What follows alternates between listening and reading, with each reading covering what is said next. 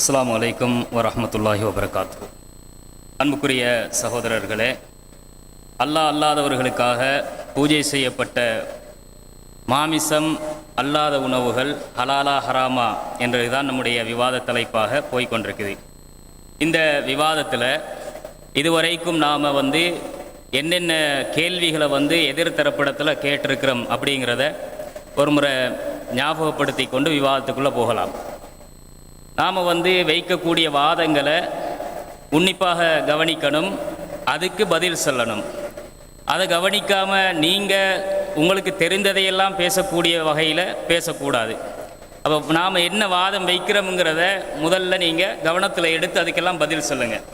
முதலாவது நாம் கேட்டோம், எந்த ஒரு உணவு சிறுக்கான கோட்பாட்டில் தயாரிக்கப்பட்டிருக்கிறதோ அது ஹராமான உணவு அப்படின்னு பேசியிருந்தார். நாம் போட்டு காட்டி இதுக்கு என்ன ஆதாரம் அப்படின்னு கேட்டோம். அதை அவங்க இதுவரைக்கும் காட்டலை. ரெண்டாவது கேட்டோம், ஒரு உணவு அல்லாஹ் அல்லாதவர்களுக்கு என்று எண்ணத்தின் அடிப்படையில் தயாரிக்கப்பட்டிருந்தால் அது ஹராம், எண்ணத்தின் அடிப்படையில் தயாரிக்கப்பட்ட அது ஹராமுங்கிறீங்களே, அதை நாம் காட்டி இதுக்கு என்ன ஆதாரம், அந்த ஆதாரத்தை கொடுங்கன்னு கேட்டோம். அதை இந்த இருக்கு ஆதாரம் எடுத்து போட்டிருக்கணும், போட இல்லை. இன்னொன்று கேட்டோம், ஒரு உணவு சிறுக்கின் வடிவத்தில் தயாரிக்கப்படும் என்றால் அந்த உணவை உண்பது ஹராம் அப்படின்னாரு. சிறுக்கிட வடிவத்தில் இருந்தால் அந்த உணவு ஹராம் ஆகும் அப்படின்னாரு. அதுக்கு என்ன தலீல் வச்சீங்க, என்ன ஆதாரத்தின் அடிப்படையில் அதை எடுத்தீங்கன்னு கேட்டோம். நஸ்ஸை காட்டுங்க, இதுவரைக்கும் காட்டல.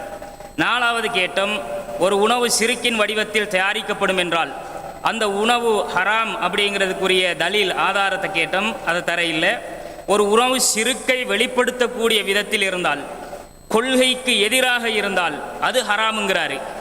அதாவது ஒரு உணவு சிறுக்க வெளிப்படுத்தக்கூடிய விதத்திலையும் இருக்குதான், கொள்கைக்கு எதிராகவும் அது இருக்குது. கொள்கைக்கு எதிராக இருந்தால் அது ஹராமுங்கிறாரு. இதை எங்கே இருந்து எடுத்தீங்க, இதுக்கு என்ன நஸ்ஸை என்ன ஹதீஸ் ஆதாரம் வச்சீங்கன்னு கேட்டோம். அதையும் அவங்க இதுவரைக்கும் காட்டலை. நமக்கு நாம் சொல்கிற வாதங்களை கவனிச்சா தான் அதுக்கு பதில் சொல்லலாம். அடுத்த இன்னொரு கேள்வி கேட்டோம், ஒரு உணவு அல்லாஹ் அல்லாதவர்களுக்குரியது என்ற நம்பிக்கையில் தயாரிக்கப்படும் என்றால் அது ஹராமுங்கிறீங்க. இது அல்லாஹ் அல்லாதவங்களுக்குன்னு தயாரிக்கிறாங்க, படையல் செய்கிறாங்க, பூஜிக்கிறாங்க, அதில் அந்த நம்பிக்கை அடிப்படையில் அது ஹராமாகுதுங்கிறீங்களே, நம்பிக்கை அடிப்படையில் ஒரு பொருள் ஹராமாகுமா, நம்பிக்கை அடிப்படையில் எப்படி யார் அதை ஹராமாக்கினாங்க அதுக்கு நஸ்ஸை கொடுங்க அப்படின்னு கேட்டோம். அதையும் கவனத்தில் அவர்கள் எடுக்க தவறி இருக்கிறார்கள். இன்னொரு கேள்வி திருப்ப கேட்டோம், அல்லாஹ் ஒரு உணவை ஹராமாக்கும் போது அந்த ஹராமாக்குற அந்த உணவை நோக்கத்துக்காகவா ஹராமாக்குறான், அல்லது அவன் அதிகாரத்தை வச்சு அல்லாஹ் ஹராமாக்குவான்னு கேட்டிருக்கிறோம். நோக்கத்தின் அடிப்படையிலையா அல்லாஹ் ஹராமாக்குறது, அல்லது அவன் அதிகாரத்திலேயா ஹராமாக்குவான்னு கேட்டோம். அதை அவங்க கண்டுகொள்ளாமே கடந்து போயிட்டாங்க. இன்னொரு கேள்வி கேட்டிருக்கிறோம், பூஜிக்கப்பட்ட உணவு 4ஆம் தரத்தில் உள்ள சிறுக்கு அப்படின்றார் இல்லையா, ஆதாரத்தை அவர் பேசினதையே காட்டி நாம் கேட்டிருக்கிறோம். சிறுக்க கேட்டகரியா பிரிச்சிட்டாரு. அந்த கேட்டகரியா பிரிச்சிங்களே, அது எந்த குர்ஆன் வசனத்திலிருந்து பிரிச்சிங்க, எந்த ஹதீஸை வச்சு பிரிச்சிங்க, அதுக்கு 4ஆம் தரத்தில் உள்ளதுதான் இந்த பூஜிக்கப்பட்டது அது சிறுக்குங்கிறதுக்கு, 4ஆம் தர சிறுக்குன்றதுக்கு என்ன ஆதாரம், இதையும் அவர் காட்டல. இதுவரைக்கும் என்ன செய்யல, காட்டல. இனிமே டைம் எடுத்து காட்டுங்க. 9வது கேட்டோம், சிலைகளுக்கு படையல் செய்யப்பட்ட உணவுகள் அல்லாஹ்வுக்கு இணையாக கருதப்படும் உணவுகளா, அது அல்லாஹ்வுக்கு இணையாக கருதப்படக்கூடிய உணவுகளா, அந்த உணவுகளும் சிறுக்கு தான் அப்படிங்கிறாரு.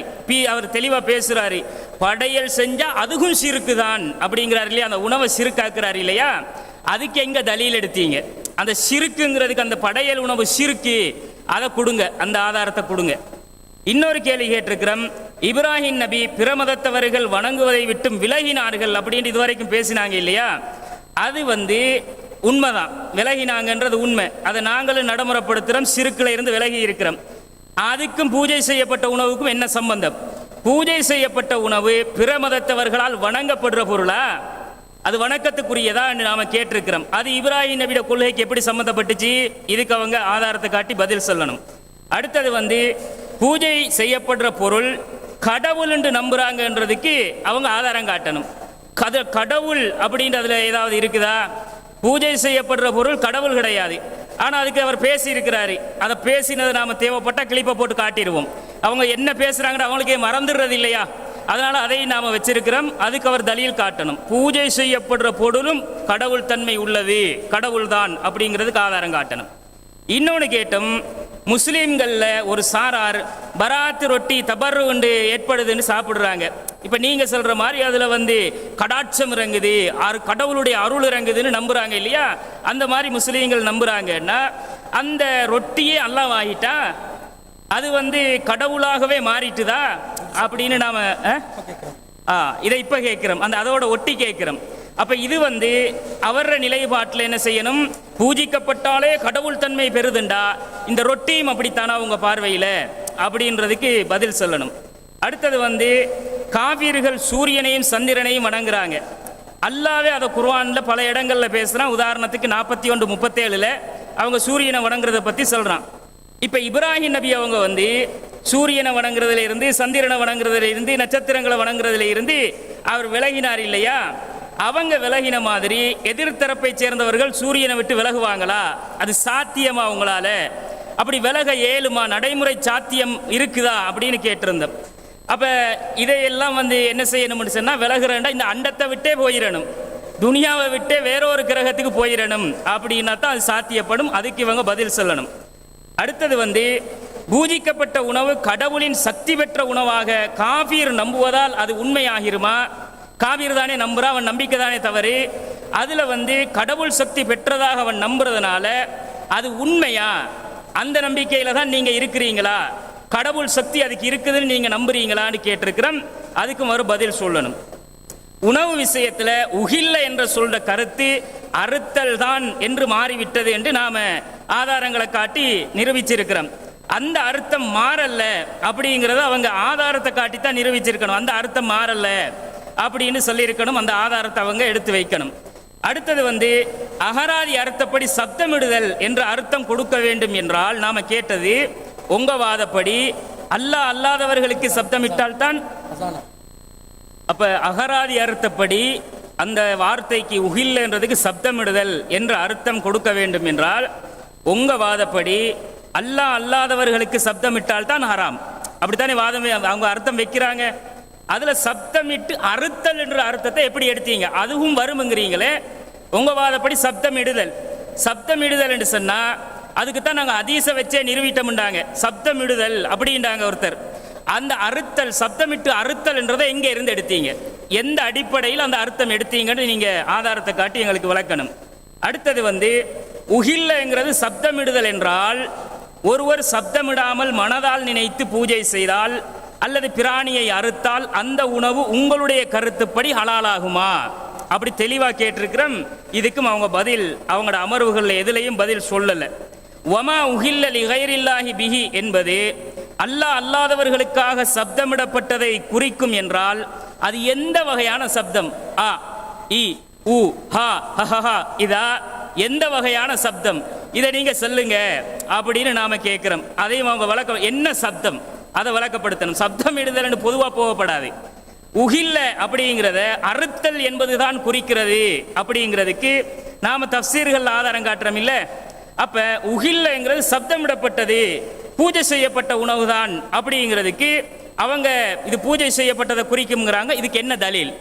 பூஜை செய்யப்பட்டதுன்னா உகில்ல என்ற ஒரு வார்த்தைக்கு பூஜை செய்யப்பட்டதுங்கிறாரு, அறுக்கப்பட்டதுங்கிறாரு, படையல் செய்யப்பட்டதுங்கிறாரு. இப்படி பல அர்த்தங்களை ஒரு சொல்லுக்கே பலர் என்ன செய்யறாங்க, ஒரே இடத்துல அமர்ந்துகிட்டு சொல்றாங்க. எந்த அர்த்தத்தை சொல்றீங்க? அறுக்கப்பட்டதா பூஜிக்கப்பட்டதா அதை சொல்லுங்க அப்படி நாம கேட்டிருக்கிறோம்.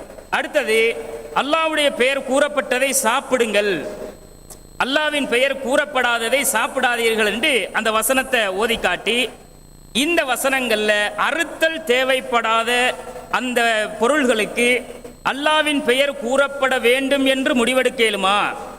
ஒருவர் அல்லாஹ்வுடைய பெயரை சொல்லாமல் தண்ணி தந்தா, வாழைப்பழத்தை தந்தா, தேங்காயை தந்தா, டீயை தந்தா அது ஹலாலா ஹராமா அப்படின்னு நாம கேட்டிருக்கிறோம். அதை எடுப்பீங்களா? இந்த வசனத்தின் அடிப்படையில் அர்த்தம் என்னன்னு கேட்டிருக்கிறோம். அப்ப அதுக்கு அவங்க பதில் சொல்லாம பேசாம இருக்கிறாங்க. பதில் சொன்னா நாங்க மாட்டிக்கிற வேண்டி இருக்கும் அப்படிங்கிறதுனால உகில்ல என்ற வார்த்தை பொதுவாக வந்த ஒரு சொல்தான் அப்படிங்கிறதுக்கு என்ன ஆதாரம்? கடைசியா பேசும்போது ஒரு சகோதரர் சில்மி சொன்னாரு, மிம்மா துக்கிரஸ்முல்லாஹி அலைஹின்றது என்னன்னா, மிம்மா அந்த மான்றது இதுதான் இல்ல எல்லாத்தையும் எடுத்துக்கும், அது ஆம்மாவாக எல்லாம் எடுத்துக்கும் அப்படின்னுட்டாரு. அந்த ஆம்மாவாக எல்லாத்தையும் எடுக்குமன்னா நாம் அப்பதான் கேட்டோம், அல்லாஹுடைய பெயர் கூறப்படாதவைகளை நீங்க சாப்பிடாதீங்கிறான். அல்லாஹ்ட பெயர் சொன்னதை சாப்பிடுங்கிறான். அந்த வசனத்தை ஓதி காட்டி கேட்கிறோம், எல்லாத்தையும் எடுக்கும் இல்ல, மாமிசத்தையும் எடுக்கும், மாமிசம் அல்லாததையும் எடுக்கும்னா நீங்க மற்ற பொருளை எல்லாம் பிஸ்மில் சொல்லாம தந்தா அது ஹலாலா, சாப்பிடலுமா? அப்ப சாப்பிட்டுக்கிட்டு இருக்கிறீங்களே, இந்த வசனத்துக்கு எதிராக இருக்குதே அப்படின்னா அதுக்கு பதில் சொல்லல. இப்ப இது பெரிய ஒரு வாதம் மாதிரி எல்லாத்தையும் உள்ளடக்கும்னாரா, அதுக்கு மாற்றமா அவர் பக்கத்துல உட்கார்ந்துட்டு இருக்கிறவர் பக்கத்துல மிம்மா துக்கிரஸ்முல்லாஹி அலைஹி என்றா என்ன தெரியுமா? அது எல்லாம் இல்ல, அலைஹி அதன் மீதுன்றது அறுக்கிற பிராணியத்தான் குறிக்கும்ட்டாரு. எப்படிப்பட்ட முரண்பாடு! ஒரே சபையில உட்கார்ந்துகிட்டு ரெண்டு பேரும் முரண்பட்டு பேசுறாங்க. அந்த கிளிப்பை போடுங்களேன். அப்ப ஒரே சபையில இருந்து ஒருத்தர் வந்து அறுக்கிற பிராணி. பிஸ்மில்லாஹிர் ரஹ்மானிர் ரஹீம். அஸ்ஸலாமு அலைக்கும் வரஹ்மத்துல்லாஹி வபரகாத்துஹு. கண்ணியத்துக்குரிய எல்லாம் வல்ல அல்லாஹ் ஜல்ல ஷானஹு வ தஆலாவின் நல்லடியார்களே, என்ன செய்கிறார்கள் என்றால், ரெண்டு கேள்விகளுக்கு நம்ம பதில் சொல்றதற்கு ஒரு அவகாசத்தை கொடுத்துருப்போம். அதனால் என்ன செய்கிறது, பதில் சொல்லப்பட்ட 20 கேள்வியை அதோட அட்டாச் பண்ணி 22 கேள்விக்கு பதில் சொல்லலைங்கிற மாதிரி ஒரு வேலை திட்டத்தை என்ன செய்கிறாங்க, அறிமுகப்படுத்துகிறாங்க. அப்படி 22 கேள்விக்கு பதில் சொல்லாமல் விடலை. நாங்கள் உங்களுக்கு தேவையான பதில் என்ன செய்யும், நீங்கள் இந்த மன்றத்திலிருந்து போவதற்கிடையில் உங்களுக்கு நாங்கள் வழங்குவோம், கவலைப்படாதீங்க. அப்போ அந்த பதில்களை நாங்கள் சொல்கிறதுக்கு முன்னால் நம்ம இவர்களை நோக்கி கேட்டிருக்கக்கூடிய ஒரு தொகை கேள்வி இருக்குல்ல, அதையும் வந்து என்ன செய்கிறாங்கன்னு சொன்னால் மறந்துடுறாங்க. அல்லது மக்களுக்கு வந்துட்டு மறந்துடும் அப்படிங்கிற நினைப்பில் என்ன பண்ணுறாங்க, அவங்க கேள்வி கேட்ட மாதிரி நம்ம பதில் சொல்லலைங்கிற மாதிரியும் கொண்டு போவதற்கு ஒரு முயற்சி எடுக்கிறாங்க. முதலாவது வமா உஹில்ல தொடர்பாக என்ன செஞ்சுருக்கிறோம், பல கேள்விகள் அடுக்கியிருக்கிறோம். முதலாவது என்ன கேட்டோம், உஹில்ல என்பது பொது வழக்கில் எல்லா அறுப்பவர்களையும் குறிக்கும் அப்படின்னு சொல்கிறீங்க. அப்போ எல்லா நேரத்திலையும் ஆடு மாடு கோழி எல்லாம் அறுக்கிற நேரத்தில் உஹில்ல சொல்லப்பட்டிருக்கிறான் கேள்வி கேட்டோம். வாய் திறந்தாங்களா, பதில் சொன்னாங்களா? அடுத்து என்ன கேட்டோம், ஒரு 50-60 ஆதாரத்தை தாங்கன்னு கேட்டிருந்தோம். அடுத்து ரெண்டாவது கேள்வி என்ன கேட்டிருந்தோம்னு சொன்னால், வஹீல வந்து அறுப்பது, அதாவது வஹீல இருந்து அறுப்பது என்று சொல்வதற்குரிய ஒரு ஆதாரத்தை வஹி அடிப்படையிலிருந்து குர்ஆனுடைய ஹதீஸுடைய ஆதாரத்திலிருந்து எடுத்து தரணும் அப்படி என்று கேட்டிருந்தோம். வித்தியாசத்தை விளங்கிக்கோங்க. குர்ஆன்ல இருந்து ஹதீஸ்ல இருந்து இதை அறுக்கிறதுக்கு உஹில் என்று சொல்லப்பட்டிருக்கிறது என்று கேட்டோம். சத்தம் வந்துச்சு அந்த பக்கத்துல இருந்து, சத்தம் வரல. அதே மாதிரி என்ன கேட்டோம், இப்ராஹிம் அலைஹிஸ்ஸலாம் அவங்க தன்னுடைய மகனை அறுக்க போகிற விஷயத்துல அன்னி அதுபகுக்குன்னு சொல்றாங்க, அன்னி உஹில்லுக்கேன்னு சொல்லல. ஃபிரௌன் தன்னுடைய ஃபிரௌனுடைய கூட்டத்தை பத்தி அல்லாஹ் குர்ஆன்ல சொல்கிற நேரத்தில் யுதபிஹூன அப்னாஹும், அவர்களுடைய ஆண் குழந்தைகளை அறுத்து கொன்றார்கள் அல்லாஹ் சொல்றான். அறுத்தார்கள் என்று சொல்கிறான், யுஹில்லூன என்று அல்லாஹ் சொல்லல. அதே மாதிரி பக்ராவுல, சூரத்துல் பக்ராவுல வருது, ஃபதபஹூஹா, அவர்கள் என்ன செய்தார்கள், ஒரு மாட்டை அறுத்தார்கள். அதே மாதிரி யமுருக்கும் அன் ததுபஹு பக்ரா, அல்லாஹ் தஆலா உங்களுக்கு ஏவுகிறான் ஒரு மாட்டை அறுக்கும்படி. அங்கேயெல்லாம் என்ன வருகிறது, அன் ததுபஹூன்னு வருகிறது, அன் துஹில்லூன்னு வரல. அதே மாதிரி ஃபஅஹல்லுஹான்னு வரல. அதே மாதிரி லிரப்பிக்க வன்ஹர், ஃபஸல்லி லிரப்பிக்க வன்ஹர், உமது இறைவனுக்காக நஹர் செய்வீராக, அறுப்பீராக என்று வருகிறதே ஒழிய லிரப்பிக்க ஹில்லங்கிற சொல் வரல. அப்ப இவ்வளவெல்லாம் அள்ளி போட்டும் பொது வழக்கத்தில் வமா உஹில்லங்கிற உஹில்ல என்று சொன்னாலே அறுக்கிறதான்னு சொல்றீங்களே, இது எவ்வளவு பெரிய பூசணிக்காய் சோத்துல மறைக்கிறீங்க அப்படின்னு பேசியிருக்கிறோம். அதுக்கெல்லாம் ஒரு தகுந்த பதில் சொல்லப்பட்டுச்சா? இப்போ பட்டியல் வாசிக்கிறாங்க, விலை பட்டியல் வாசிக்கிற மாதிரி பட்டியல் வாசிக்கிறாங்க. கொஞ்சமாச்சும் ஒரு நியாயத்தோட பட்டியல் வாசிச்சீங்களா நீங்க? பதில் சொல்லாத ஒரு கேள்வி இல்லை என்று சொல்கிற அனைத்து அளவுக்கு எல்லாத்துக்கும் பதில் சொல்லுவோம். அடுத்த விஷயம் என்னன்னு சொன்னா, இப்னு அப்பாஸ் ரலியல்லாஹு அன்ஹு அவங்க அறிவிக்கக்கூடிய அந்த அறிவிப்பு தொடர்பாக ஒரு விஷயத்தை முன் வச்சிருந்தோம். என்ன சொல்லியிருந்தோம், அவங்க சொல்றாங்க வந்துட்டு வமா உஹில்ல பிஹி லிகைரில்லா என்று சொன்னா, மா உஹில்ல லித்தவாகீத், போலி தெய்வங்களுக்கு இஹ்லால் செய்யப்பட்டது, அர்ப்பணிக்கப்பட்டதுன்னு அர்த்தம். துபிகேங்கிற அர்த்தம் அதுக்கு அவர் வாயிலிருந்து அது வரல. அதே மாதிரி துபிகே என்று சொல்லக்கூடிய அர்த்தம் தரக்கூடிய அந்த செய்தியில பலவீனம் இருக்கிறது அப்படின்னு அதையும் எடுத்து வச்சிருந்தோம். அது அடுத்ததாக வந்துட்டு இப்போ ஒரு கேள்வியை நாங்கள் முன்வைக்கிறோம். அறுக்கும் எல்லோரும் பொது வழக்கில் முஹில்லுன்னு தான் சொல்லுவாங்க. என்ன அறுத்தாலும் என்ன, எந்த பிராணியா அறுத்தாலும், எதுக்காக வேண்டி எந்த நோக்கத்துக்காக வேண்டி அறுத்தாலும் அதை என்ன செஞ்சிருவாங்க, முஹில்லுன்னு தான் சொல்லுவாங்க அப்படின்னு நீங்க சொல்ற இந்த செய்தியை பொறுத்தவரையில், பிஜே வாசித்த அந்த செய்தியை பொறுத்தவரையில் பகவியிலிருந்து வாசிக்கிறார் ரமலான்ல. அதில் என்ன சொல்றாரு, கீலலி குல்லி தாபிஹின் வைல்லம் எஜ்ஹர் பி தஸ்மியத்தி முஹில்லுன். சத்தம் போட்டு பேரை சொன்னாலும் சொல்லாவிட்டாலும் ஒருவன் வந்து அறுக்கிறான் என்று சொன்னால் அறுக்கின்ற எல்லோருமே முஹில்லுன்னு தான் சொல்லப்படும் அப்படின்னு சொல்றாரு, வாசிக்கிறாரு. அதுல என்ன வாசகம் வருது, கீழே கூறப்பட்டது. கூறப்பட்டதுன்னு சொன்னா அல்லாஹ்வும் ரசூலும் ஏன் கூறல? அப்ப அல்லாஹ் ரசூல் தன்னுடைய வேதத்துல வந்து அறுத்தல் சப்ஜெக்ட்ல எத்தனையோ இடத்துல பேசுறாங்க. அங்கெல்லாம் ஏன் அந்த இடத்துல அந்த இஹ்லாலுங்கிற வார்த்தை அல்லாஹ்வும் ரசூலும் ஏன் பயன்படுத்தல? அதை ஒரு கேள்வியா வச்சோம், இப்பயும் வைக்கிறோம். அஞ்சாவதா கேட்டோம், ஷிர்கை ஆதரிக்கும் வகையில். ஐந்தாவது கேள்வியா வைக்கிறோம், ஷிர்கான ஒரு விஷயத்தை ஆதரிக்கக்கூடிய வகையில், அதாவது இப்னு அப்பாஸ் ரலியல்லாஹு அன்ஹு அவர்கள் சொன்னதாக ஒரு கருத்தை முன்வைக்கிறீங்க. அதில் என்ன சொல்றீங்க, இப்னு அப்பாஸ் ரலியல்லாஹு அன்ஹு அவர்கள் வமா உஹில்ல என்று சொல்லக்கூடிய விஷயத்தில் அவங்க வந்து துபிகை என்று சொல்லியிருக்கிறாங்க, அறுத்தல் என்று சொல்லியிருக்கிறாங்க. எனவே அதான் அதனுடைய அர்த்தம் நீங்க சொன்னீங்க. நம்ம என்ன கேட்டோம், அது வந்து அவர் அர்த்தம் தான் சொல்றாரா அல்லது விளக்கம் சொல்றாரான்னு கேட்டோம்.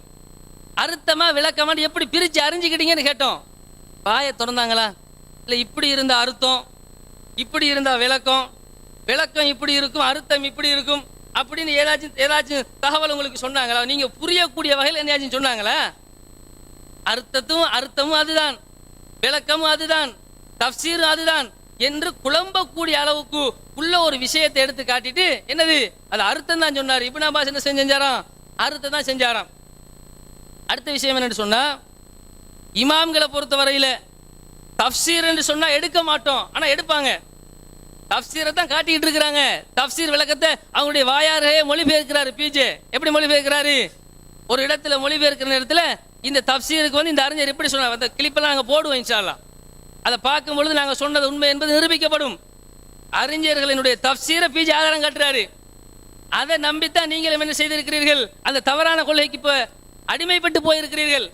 இப்போ நாங்கள் என்ன கேட்குறோம்னு சொன்னால், இமாம்களை பொறுத்த வரையில் மொழிக்கு அர்த்தம் சொல்கிற நேரத்தில் அதை நாங்கள் எடுப்போம், ஆனால் குர்ஆனுக்கு தஃப்சீர் சொன்னாங்கன்னா எடுக்க மாட்டோங்கிறீங்க. அது என்ன சட்டம் நாங்கள் கேட்குறோம். மொழிக்கு அர்த்தம் சொன்னாங்கன்னா தப்பு செய்ய மாட்டாங்கங்கிறீங்களே, அப்போ மொழியில் வந்து இமாம்கள் தப்பு செய்யாத அளவுக்கு அல்லாஹ் தஆலா ஜிப்ரையில் அனுப்புவானோ? தபரிக்கு ஜிப்ரையில் அனுப்பி எப்பா உஹில்லைக்கு அர்த்தம் சொல்ல போற இந்த மாதிரி சொல்லிடாத தப்பு அல்லாஹ் திருத்துவானா? பகவிக்கு ஜிப்ரையில் அனுப்புவானா? ஆலூசிக்கு ஜிப்ரையில் அனுப்புவானா? ஜஸ்ஸாஸுக்கு ஜிப்ரையில் அனுப்புவானா? நீங்க சொல்லுகிறீர்களே 900 எழுதப்பட்ட தஃப்சீர், 700 எழுதப்பட்ட தஃப்சீர், 500 எழுதப்பட்ட தஃப்சீர் என்று தஃப்சீர்களினுடைய பட்டியலை போட்டு என்னங்க மக்களை போட்டு வழி எடுக்கிறீங்க? அப்ப இந்த இமாம்களுக்கெல்லாம் அல்லாஹ் தஆலா ஜிப்ரையில் அனுப்பி மொழிக்கு அர்த்தம் சொல்ற நேரத்தில் மட்டும் கரெக்டா சொல்லிருங்க, தஃப்சீர் சொல்ற நேரத்தில் ஒத்தக்கன்னு சொல்லுங்க. அப்படியா? எந்த கொள்கையை நோக்கி நீங்க மக்களை அழைக்கிறீர்கள்? எந்த மாதிரி அறிவுபூர்வமாக சிந்திக்கக்கூடிய மக்களை நாங்கள் உருவாக்குவதற்கு பாடுபட்டு கொண்டிருக்கிறோம்.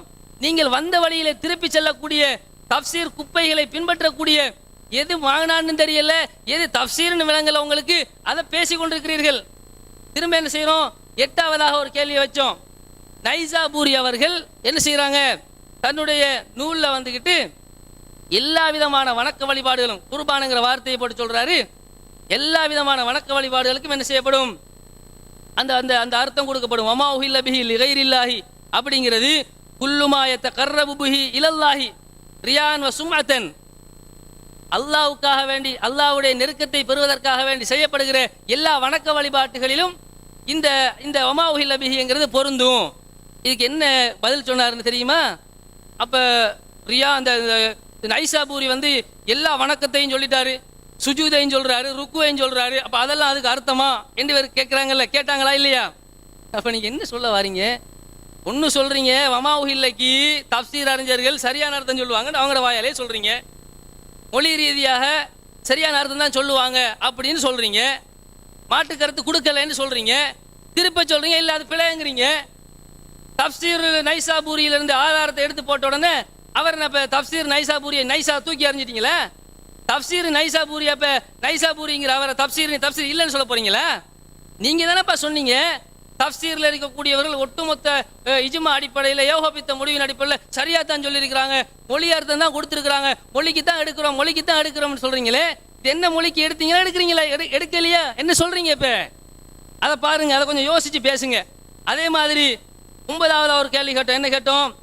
அவர் நைசாபூரி திரும்ப சொல்கிறாரு, கீழ வமா உஹில்ல பிஹி என்கிற விஷயத்தில் கூறப்படுகிறது, ஐ குல்லு தாஅத்தின் லிகைரில்லாஹி, அல்லாஹ் அல்லாதவர்களுக்காக, அல்லாஹ் அல்லாத தெய்வங்களுக்காக வணக்கம் செய்யப்படுகிற எல்லா விதமான வழக்கங்களும் அதுக்குள்ள அடங்கிரும் அப்படின்னு அவர் தான் சொல்றாரு.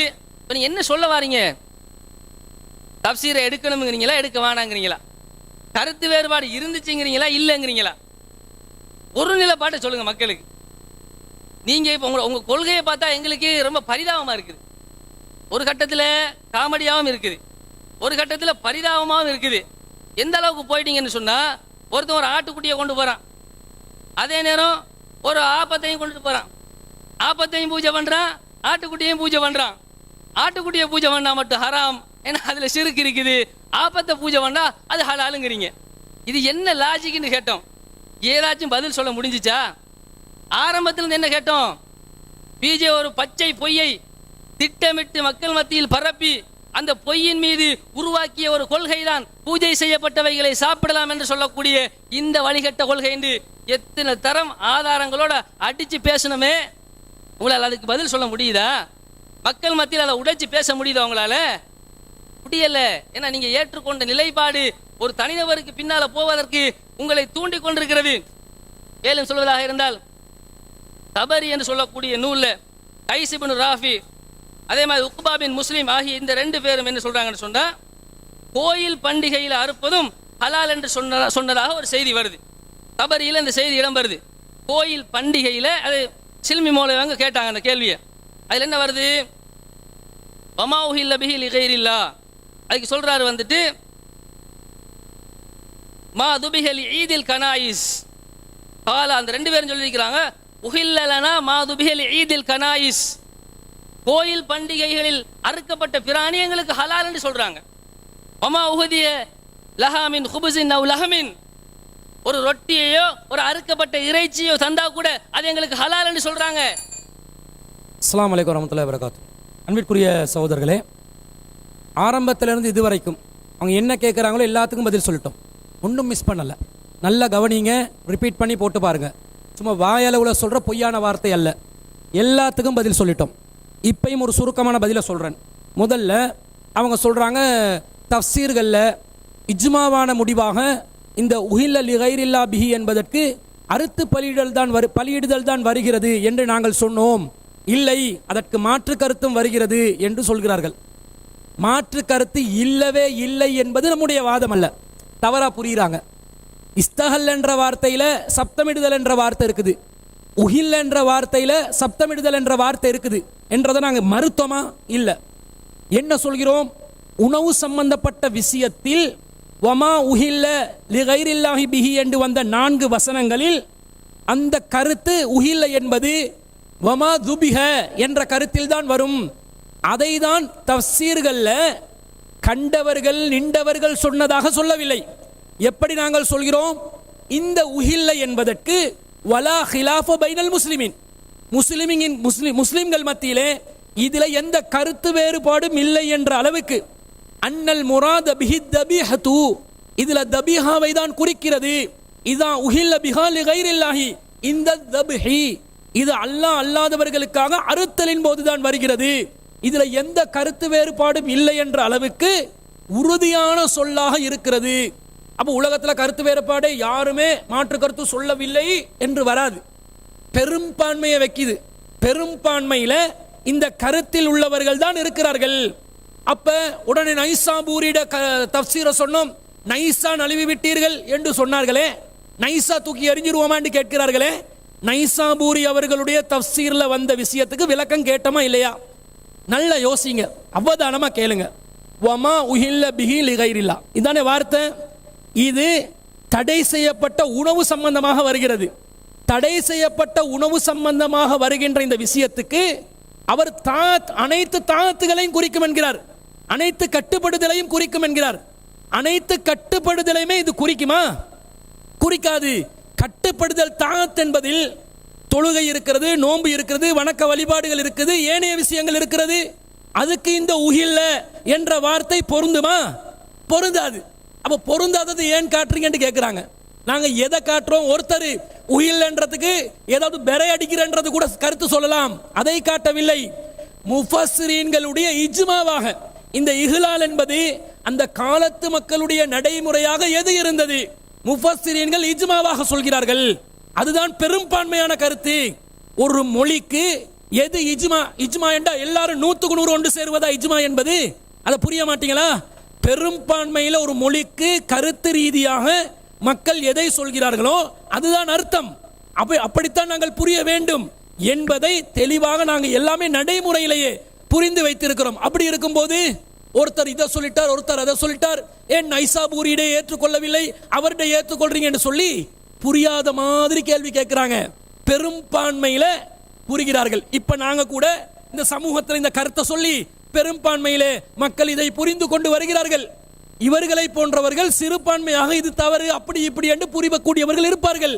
ஆனா பெரும்பான்மை வச்சு ஒன்று முடிவெடுத்தால் அதுதான் மார்க்க கருத்தாக, அந்த மொழியின் கருத்தாக வந்த பிறகு மார்க்க கருத்தாக வரும் என்பதை சொல்கிறோம். முஃபஸ்ஸிரீன்கள் இல்ல மொழிக்கு விளக்கம் சொல்லணும். யாரு சொல்லணுமாம்? மொழிக்கு விளக்கம் சொல்லணும் லுகத்தை சேர்ந்தவர்களாம். பாருங்க, அப்ப முஃபஸ்ஸிர் என்றவர் லுகத்து தெரியாதவர் தான் முஃபஸ்ஸிர்ல வந்து நிப்பாரா? தப்சீர்களுக்கு அடிப்படையான விதி என்ன? இந்த லுகத்துல இருக்கணுமா இல்லையா? லுகத்தை வைத்து வசனத்தை, குர்ஆன் வசனத்தை விளங்கக்கூடிய ஆற்றலோடு அடுத்தது என்ன இருக்கணும்? குர்ஆன் சம்பந்தப்பட்ட உலூமுல் குர்ஆன் தெரிஞ்சிருக்க வேண்டும். பிறகு உசூலுல் தஃப்சீர் தெரிஞ்சிருக்க வேண்டும். பிறகு அந்த குர்ஆன் வசனங்களை, ஹதீஸ்களை எப்படி மேட்ச் பண்ணி இந்த குர்ஆனுக்கு விளக்கமா சொல்ல, இது பலவிதமான விஷயங்கள் இருக்குதா இல்லையா? அப்ப லுகத் என்றது அடிப்படையான விஷயம். இங்க தஃப்சீர்ல எதை எடுக்கிறோம்? நாங்கள் மொழி சம்பந்தப்பட்ட விஷயத்தை தான் எடுக்கிறோம். தஃப்சீர்கள் எல்லாத்தையும், அதில் உள்ள கருத்துக்கள் எல்லாத்தையும் நீங்க ஏற்றுக்கொள்ள வேண்டும் என்று சொன்ன மாதிரி திசை திருப்பி கொண்டு இருக்கிறார்கள். குர்ஆன் வசனத்தை காட்டுறாங்க, ஆய்வு செஞ்சு என்ன எடுத்திருக்கிறாங்க தெரியுமா? தபுக என்ற வார்த்தை குர்ஆன்ல எங்கெல்லாம் வருதோ அதை அப்படியே போட்டாங்க. தபுக என்ற வார்த்தை இப்ராஹிம் அலைஹிஸ்ஸலாம் தன் மகன் இஸ்மாயில் அலைஹிஸ்ஸலாத்துக்கு இன்னி அராஃபில் மனாமி அன்னி அதுபவுக்க வந்து விட்டது. அதுபவுக்க என்ற அவர் அல்லாதவர்களுக்கு அறுத்து பலிடுறதை பத்தி பேசினாரா? இன்னி அராஃபில் மனாமி அன்னி அதுபவுக்க, நான் உங்களை அறுத்து பலியிடுவதாக இப்ராஹிம் நபி எப்படி காட்டுறாங்கடா? வமா உஹில்ல லிகைரில்லாஹி பிஹி, அல்லாஹ் அல்லாதவர்களுக்காக இஹ்லால் செய்வதை போன்று இப்ராஹிம் நபியும் அவருடைய மகனை அல்லாஹ் அல்லாதவர்களுக்கு இஹ்லால் செய்வதற்கு சென்ற மாதிரி காட்டுறாங்க. அங்கே இஹ்லால் செய்வதற்காக சென்றார்கள். இஹ்லால் என்பது அல்லாஹ் அல்லாதவர்களுக்காக அறுத்து பலியிடக்கூடிய விஷயத்துல வந்து நிக்குது. அதை புரியுறாங்கல்ல? அல்லாஹ் அல்லாதவர்களுடைய பெயரை ஒரு பிராணியின் மீது சொல்லும் போது ரஃபா சௌத்தஹும், அவர்களுடைய குரல்களை உயர்த்துவார்கள். அந்த குரல் உயர்வு அல்லாஹ் அல்லாதவர்களுடைய அறுத்தல்ல வந்து நிற்கும். இப்ராஹிம் நபி தன்னுடைய மகனா இருக்கும் போது அல்லாஹ் அல்லாத சிலைக்கு அவர்கள் அறுத்தார்கள். ஃபிரௌன் பனு இஸ்ரவேலர்களுடைய ஆண்களை கொலை செய்வதற்கு கட்டளையிட்டான். யுதப்பியூன அப்னாஹும் வயஸ்தஹியூன நிசாஹும் என்று வருகிறது. ஆண்களை அப்படியே தபுஹ் செய்ய வேண்டும். யாருக்கு? அல்லாஹ் அல்லாதவர்களுக்கு தபுஹ் செய்யணும் என்று வந்தா வரவில்லை. அல்லாஹ் தஆலா இன்னல்லாஹ் யஅமுருக்கும் அன் தஸ்பஹுல் பக்கரத, நீங்கள் ஒரு பக்கராவை அறுத்து பலியிட வேண்டும் என்று அல்லாஹ் கட்டளையிடுகிறான். நல்லா பாருங்க, கான்டெக்ஸ்ட பாருங்க. அல்லாஹ் கட்டளையிட்டு அல்லாஹ் அல்லாதவனுக்கு அறுத்து பலியிடவா கட்டளையிடுவான்? அல்லாஹ் யாருக்கு கட்டளையிடுவான்? அல்லாஹ் ஒரு கொலையாளியை கண்டுபிடிக்கிறதுக்காக இந்த மாட்டை அறுத்து அந்த மாட்டு ஒரு பகுதியை எடுத்து கொலை செய்யப்பட்டவர் மேல அடிச்சு அவர் உயிரோடு திரும்ப வந்து தன்னை கொலை செய்தவர் யார் என்று சொல்லிட்டு போவார் என்று சொன்ன விஷயத்துல இந்த தபுக எப்படி காட்டுறாங்க? அல்லாஹ் அல்லாதவர்களுக்காக தபுகு செய்வதை போன்று காட்டுகிறார்கள். அப்ப ஒரு கன்டெக்ஸ்ட் படி முன்பின் வசனங்களை வைத்து குர்ஆனை அணுகுவதற்கு அடிப்பட்ட அறிவே இல்லாத நிலையில் இவர்கள் வாதம் வைத்துக் கொண்டிருக்கிறார்கள். அடுத்த காட்டுறாங்க, இப்னு அப்பாஸ் அவர்கள் சொல்கிறார்கள், மா உஹில்ல என்பதற்கு அர்த்தம் என்ன தெரியுமா? மா உஹில்ல லித்தவாகிதி, மா உஹில்ல லித்தவாகிதி. மீண்டும் கவனியுங்கள், மா உஹில்ல லித்தவாகிதி, தீய சக்திகளுக்காக இஹ்லால் செய்யப்பட்டவை. இப்னு அப்பாஸ் ரலியல்லாஹு அன்ஹு மாற்று விளக்கம் சொன்ன மாதிரி சொல்றாங்க. மா உஹில்ல தவாகீத்தி. மா உஹில்ல என்றால் அதான் சர்ச்சைக்குரிய தலைப்பு. அறுத்தலா படையலாம் அதான தலைப்பு. மா உஹில்ல இஹ்லால் செய்தது யாருக்காக? லித்தவாகீத்தி.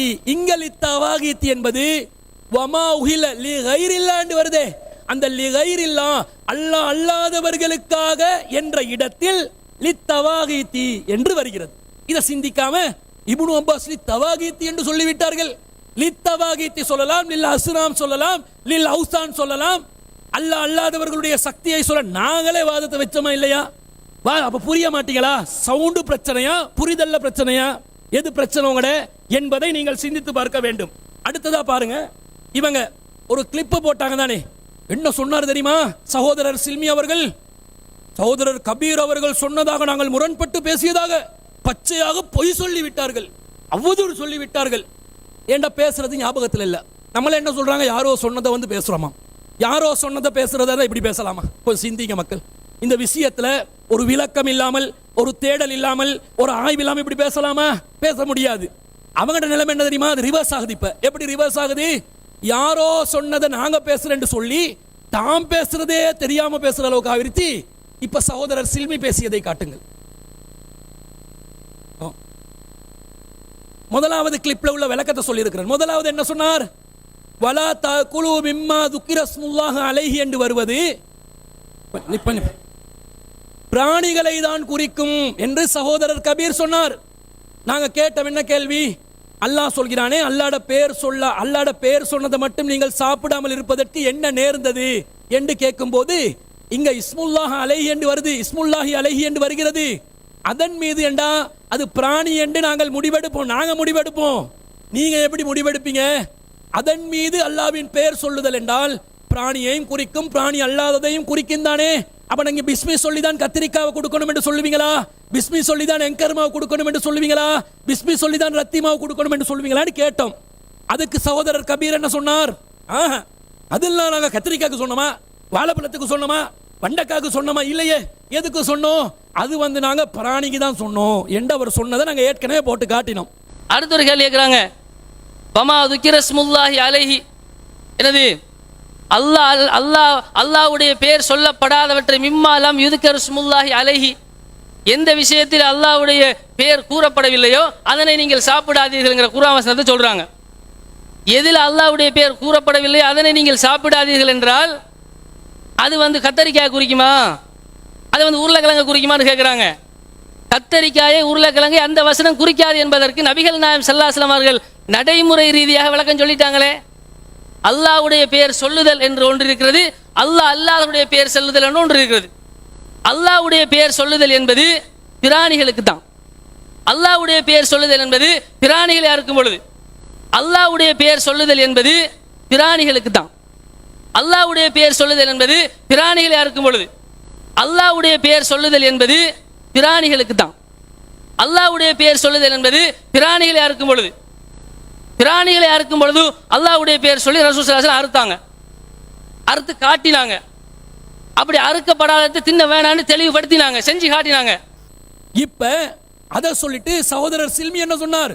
இஸ்முல்லாஹி அலை இமாம் தபரி அவர்கள் விளக்கம் சொல்வதாக வந்தார்கள். இமாம் தபரி வக்கால ஆகரூன் என்று சொல்கிறார். ஆரம்பத்தில் துபிஹ சம்பந்தமா எத்தனை பேர் சொன்னார்ன்றதை கூட விளங்கப்படுத்தல.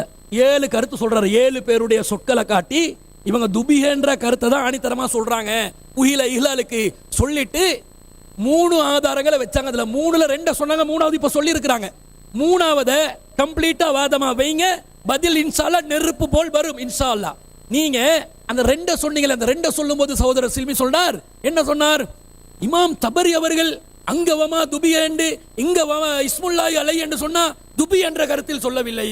அப்ப அல்லாஹ்ட பேரை நீங்க வேற ஒன்றுக்கு சொன்னீங்கடா, எதுக்கு சொன்னாலும் அல்லாஹ் அல்லாதவர்கள்ட பேரை கத்திரிக்காய்க்கு சொன்னாலும் இறைச்சிக்கு சொன்னாலும் அது குறிக்கும் என்றார்.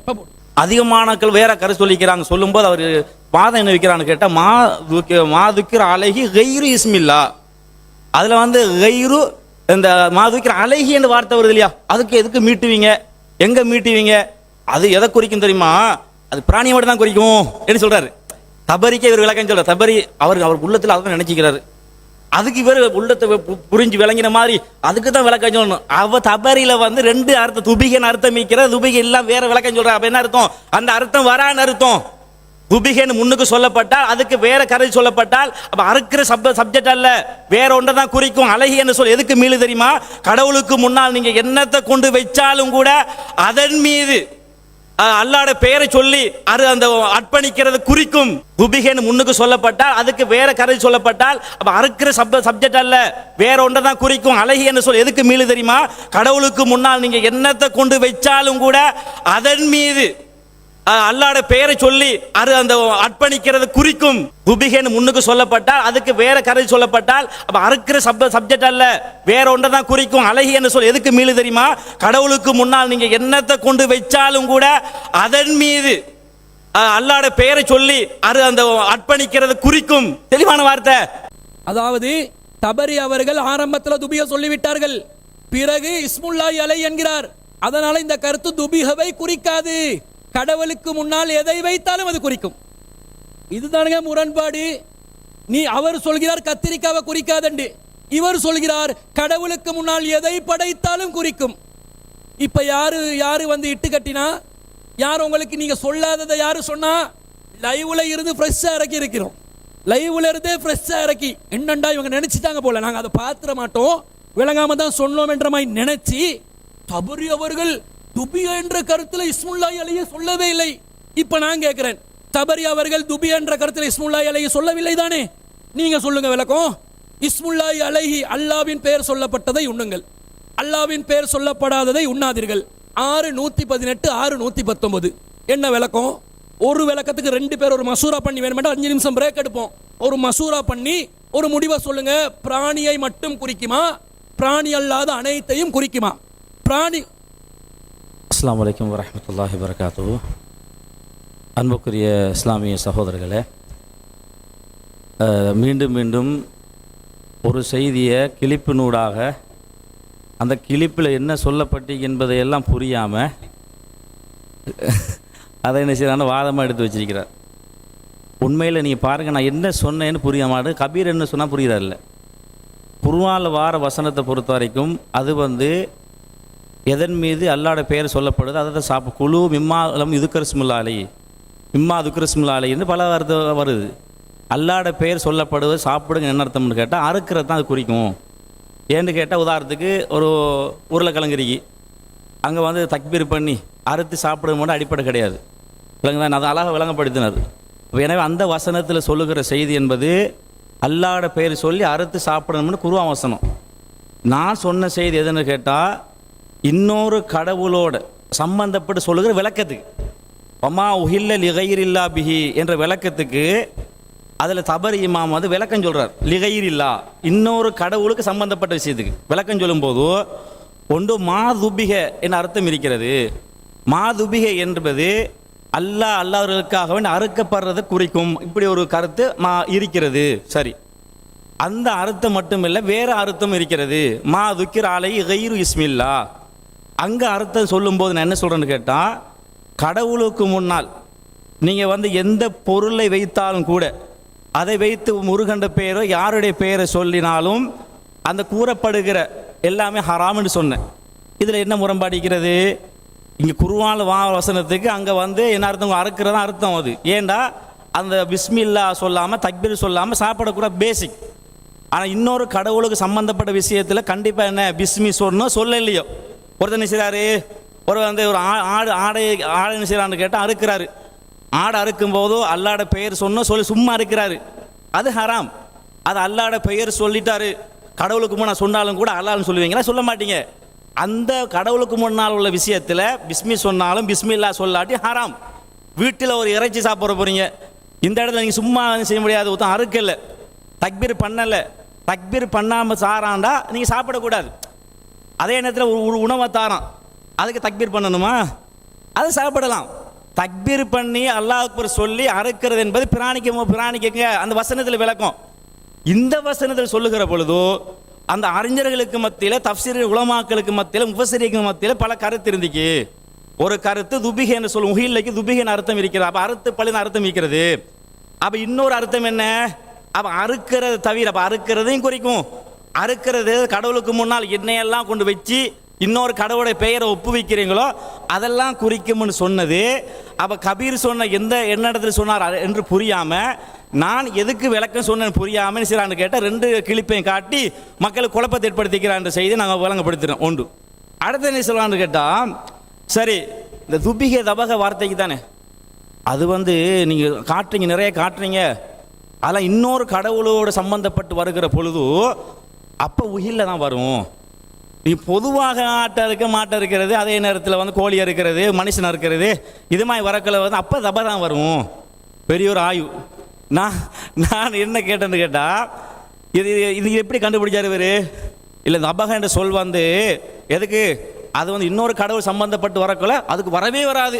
எந்த அறிஞர் சொன்னார் அப்படி? அப்படி யார் சொன்னா? என்ன விதிக்கு, என்ன விளக்கணைக்கு? அதை சொல்லணும். ஒன்று. ரெண்டாவது, அதே வசனத்தில் தெளிவாக வருங்க. வமா துபிக அல நுசுபுன்னு வருது. நுசுபு, வமா துபிக அல நுசுபுன்னு என்னப்பா அது? என்னது பேசுறது? அது சாதாரண கோழியா இருக்கிறது, மாட்டை இருக்கிறத பேசுறது அர்த்தம். அது தபக என்பது நுசுபோட இணைச்சு வருது. உங்க கருத்து என்ன வச்சீங்க நீங்க? இன்னொரு கடவுளோட சம்பந்தப்பட்டு வருகிற பொழுது, அறுக்கிற பொழுது அதுக்கெல்லாம் அது உயில்ல தான் வரும். ஆனா தபக சாதாரண அறுக்கிறத பயன்படுத்தப்படும். அப்ப இங்க வருது ஒமா துபிக அல நுசுபு. என்ன நுசுபு என்ன அர்த்தம்? எதை சொல்லப்படுது? அப்ப சாதாரண அறுக்கிறது சொல்லப்படுற விஷயமா? அப்ப ஒரு வசனத்தில் என்ன சொல்லப்படுது நமக்கு எதிராக நிற்குமே என்று பார்க்காம வைக்கிறது. ஏன் வைக்கிறது தெரியுமா? என்னடா பொதுமக்களை ஏதாவது அந்த வசனம் வெயிட்டான வாதாம இருந்தீங்க, வெயிட்டான வாதாம இருந்தோடனே இதுக்கு ஏதாவது பதில் சொல்லி மக்களை என்ன செய்யணும், நம்ம கொள்கைக்கு திருப்பிடணும். இந்த வசனத்தை வச்சு என்ன செய்யறான்னு கேட்டா மக்கள் நினைக்கிறான், சரிதாங்க, வகையிலிருந்து தபக என்ற வார்த்தை என்பது நபிகள்லாம் காலத்தில் எதுக்கு பயன்படுத்தப்பட்டீங்க? நிறைய பயன்படுத்தப்பட்டிருக்கிறது. ஆனால் எங்கேயுமே உஹில்ல என்ற வார்த்தை பயன்படுத்தப்படவே இல்லையே. மக்கள் யோசிக்கிறாங்க, இல்லை இவங்க தான் தப்பு செய்கிறாங்க, இவங்க தவறு செய்கிறாங்க. அதுக்கு இவராக கண்டுபிடிச்சி ஒரு ஆய்வு செஞ்சார். இதை நீங்கள் என்ன செய்யணும், புரிந்து கொள்ளணும். அடுத்தது வாரேன். அந்த நிர்பந்த நிலையில் ரீதியாக நமக்கு சில கேள்விகளை கேட்டிருக்கிறோம். என்ன கேள்வி கேட்டோம்னு கேட்டால், இப்போ பஸ்ஸில் நீங்கள் என்ன செய்கிறீங்கன்னு கேட்டால் போகிறீங்க. இலங்கையிலேக்கிற எந்த பஸ்ஸில் போனாலும் கூட பொதுவாக இசை இல்லாத பஸ்ஸு கிடையாது. அப்போ இசை என்பது ரசூலுல்லாஹ் காலத்தில் எப்படி நடந்து கொண்டாங்கண்டா, இப்னு உமர் அலி இசை கேட்டு காதில் கையை ஓட்டிக்கொண்டு வேற திசை நோக்கி போனார். வேற திசை நோக்கி போயிட்டு சொன்னார், ரசூலுல்லாஹ் இப்படி தான் நடந்து கொண்டாங்கன்னு செய்தி சொல்கிறார். அப்போ இசை சத்தம் காதில் விழக்கூடாது, திசை மாற்றினார். இதான மார்க்கம், இதான் இஸ்லாம். இப்போ நீ என்ன செய்யணும் தெரியுமா? இப்போ பஸ்ல எல்லாம் போயிடறாங்கப்பா, எப்படி போகிறது? வேற அந்த ரசூலாவை புறக்கணிச்சிக்கிறாங்க. ரசூலா புறக்கணிச்சனால எனவே இசை என்பது தவிர்க்க முடியாம இருக்கிறது. தவிர்க்க முடியாம இருப்பதனால இசை ஹலால் அப்படி ஃபத்வா கொடுத்துருங்க. அப்படி ஃபத்வா கொடுப்பீங்களா? நிர்பந்தம் சொல்லுவீங்களா? ஒன்று முடியல, ஒன்று ஏழல்ல, அதுக்கு கஷ்டமா இருக்கிறது, எங்களுக்கு பயன்படுத்த முடியாத நிலைமை வந்தா நிர்பந்தம். அப்படி போங்க. ஹலால் கொடுத்துட்டு முடிவு எடுக்கிறல்ல. இவங்களோட வாதம் எப்படி தெரியுமா? ஹலால் ஃபத்வா கொடுத்துருவாங்க, கொடுத்து போட்டு அப்படி ஒரு ஃபத்வான்னு இப்படி அவர் மார்க்கத்தை முடிவு எடுக்கிற. இது ஒரு கேள்வி கேட்டோம். நீங்கள் என்ன செய்யணும்? இப்போ நீங்கள் எல்லாருமே பஸ்ஸில் தான் வந்திருப்பீங்க, வரக்குள்ள பாட்டுதான் வந்திருப்பீங்க. இப்போ இவங்களோட கருத்து பார்க்குற பொழுது என்ன இப்போ என்னங்க செய்கிற? இப்போ நம்ம பஸ்ஸில் போக முடியாத, அப்போ அந்த இப்போ என்ன செய்யறது? நம்ம மார்க்க அழகான மார்க், அங்கே நிர்பந்தம். நீங்கள் தாராளமாக போங்க. இஸ்லாம் மார்க் அழகிய மார்க்கம். இது மாதிரி தான் எல்லாரும் நிர்பந்தம், சில விஷயம் நிர்பந்திக்கிறது. இன்னொரு கேட்டேன், இன்னொரு சில கேள்வி கேட்டுருவோம். உதாரணத்துக்கு நம்ம எல்லாமே கரண்ட் யூஸ் பண்ணுறோம். கரண்ட் யூஸ் பண்ணுகிற பொழுது கொஞ்சம் மிஸ் ஆகினா வட்டி போட்டுரும். அது அப்படி நடக்குது தானே? இப்போ இதனால் என்ன முடிவு எடுக்கும் தெரியுமா? வட்டியை நிரந்தர நரகத்திட்டு செல்லும். வட்டி அல்லாஹ்வுடைய யுத்தத்துக்கு அழைக்கிற அளவுக்கு பயங்கரமான குற்றம். எனவே எந்த கரண்ட் யூஸ் பண்ணாமல் இருக்க முடியலை. எனவே கரண்ட் யூஸ் பண்ணுறது ஹலால் சொல்ல போகிறீங்க, நிர்பந்த நிலையில் எங்களுக்கு அனுமதி அப்படி சொல்ல போகிறீங்களா? அப்படியே முடிவு எடுக்கிற? இல்லை, கரண்ட் யூஸ் பண்ணுறது வட்டி தான், சம்பந்தப்படுதான், எங்களுக்கு தவிர்க்க முடியலங்க, தவிர்க்க முடியும் தான், அது ஹலால் அப்படி முடிவு எடுப்பீங்க. நிர்பந்த நீரில் ஹலால் சொல்ல போறீங்களா? நிர்பந்த நீரில் ஹலால் அப்படி தான் முடிவு எடுக்கணும்.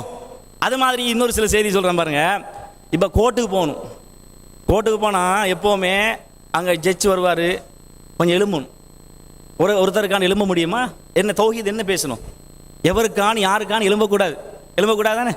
இப்போ கோர்ட்டுக்கு போய்த்து யாருக்கும் நான் எலும்ப மாட்டேன், உட்காந்துருப்பேன், ஒரு தூக்கி உள்ளுக்கு போட்டுருவாங்களே. இல்லை நான் மார்க்கத்தை பின்பற்ற போகிறேன் அப்படியே சொல்லுவீங்க. என்னங்க மார்க்கத்தை புரிஞ்சுக்கிறீங்க? என்ன முடிவெடுப்பீங்க? இல்லைங்க அது நிர்பந்தங்க, முடியலைங்க, அப்ப நிர்பந்த நிலையில் வந்து மார்க்க தடை தான்.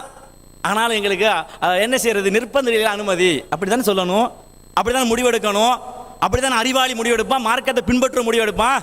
இவங்களோட அடிப்படையை பார்த்தோம்னா எப்படி எல்லாமே அலாலாக்குறது, எல்லாம் லேசா இப்போ எல்லாருக்கும் லேசு. இப்போ யாரெல்லாம் மார்க்கத்தில் விலையை கொஞ்சம் தூரமாக போகிறானோ அவனுக்கெல்லாம் இந்த மார்க்கம் வந்து நிறைய பேர் வந்து பொங்கல் சாப்பாடு டேஸ்ட்டு தான் இங்கே தின்னுக்க முடியாமல் கொஞ்சம் விருதிப்பான். அவனுக்கெல்லாம் இப்போ சொன்ன உடனே பிஜே சொல்கிற கருத்தும் சரி, அவன் வேற ஒன்றும் போக மாட்டான். டேஸ்ட்டுக்கு நீ மார்க்கத்தை பார்த்தியா, ஆய்வு பார்த்தியா, ஆய்வுங்க டேஸ்ட் நம்ம தின்னணும் நமக்கு. அப்படிதான் நிறைய பேர் முடிவெடுத்திக்கலாம். ஏன்னா எனக்கு மாற்று மதாக்கள் ஈக்கிறாங்க, ஒன்றும் பண்ண முடியலைங்க, ஏன்னா அவங்களுக்கு என்ன சொல்ல முடியலைங்க, அவன் கேட்குற கேள்விக்கு அங்கே பதில் சொல்ல முடியல, அவனை நிறைய பிஸ்னஸ் வியாபாரம் ரீதியாக நாங்கள் நிறைய தொடர்பாக இருக்கிறாங்க, எப்படிங்க புறக்கணிக்கிறது? அப்போ இதனால் வந்து என்ன செய்யணும்னு கேட்டால் இந்த பிஜே நமக்கு சார்பாக ஒரு 10 சொல்லிட்டாருங்க, அதனால் வந்து நம்ம ஹலாலாக்கி இப்படி சில பேர் முடிவு எடுத்துக்கிறாங்க. மார்க்காடி பார்க்கல, வாசிக்க முடியும்.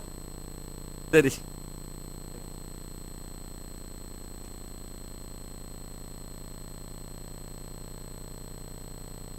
சகோதரர்களே, அன்புள்ள சகோதரர்களே, அப்போ நம்ம இந்த உஹில்ல தொடர்பாக என்ன செஞ்சுருக்கிறோம், பல கேள்விகளை அடுக்கி இருக்கிறோம்.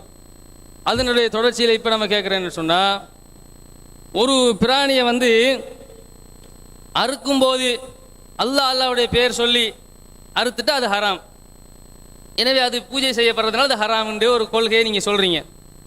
இப்போ அறுக்கிறதுக்கு முன்னால் என்ன செய்கிறான், ஒரு பிராணியை வந்து பூஜை பண்ணுறான், சிறுக்கு தான் நடக்குது, அறுக்கும்போது பண்ணுற அதே சிறுக்கு அறுக்கிறதுக்கு முன்னாடி பண்ணிட்டான். இப்போ என்ன சொல்ல போகிறீங்க, அதை ஹலால் என்று சொல்லிடுவீங்களா? ஹலால் என்று சொன்னால் அதுக்கு என்ன விளக்கம் சொல்லுவீங்க?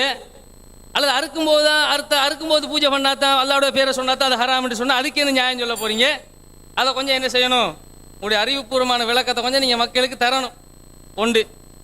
அடுத்தது 12வது கேள்வி, இது 11வது கேள்வி, இது 12வது கேள்வி என்னன்னு சொன்னால், ஒரு பிராணி இருக்குது, அந்த பிராணியினுடைய உயிரை போக்குற நேரத்தில் அல்லாஹ்வுடைய பேரை சொல்லி ஏதோ ஒரு வகையில் சிறுக்கொண்டு செய்கிறான் ஒருத்தன். அந்த மாதிரி ஒருத்தன் வந்து சிறுக்கு செஞ்சா அதை வந்து நீங்கள் ஹராம் அப்படின்னு நீங்கள் சொல்லிவிட்டு,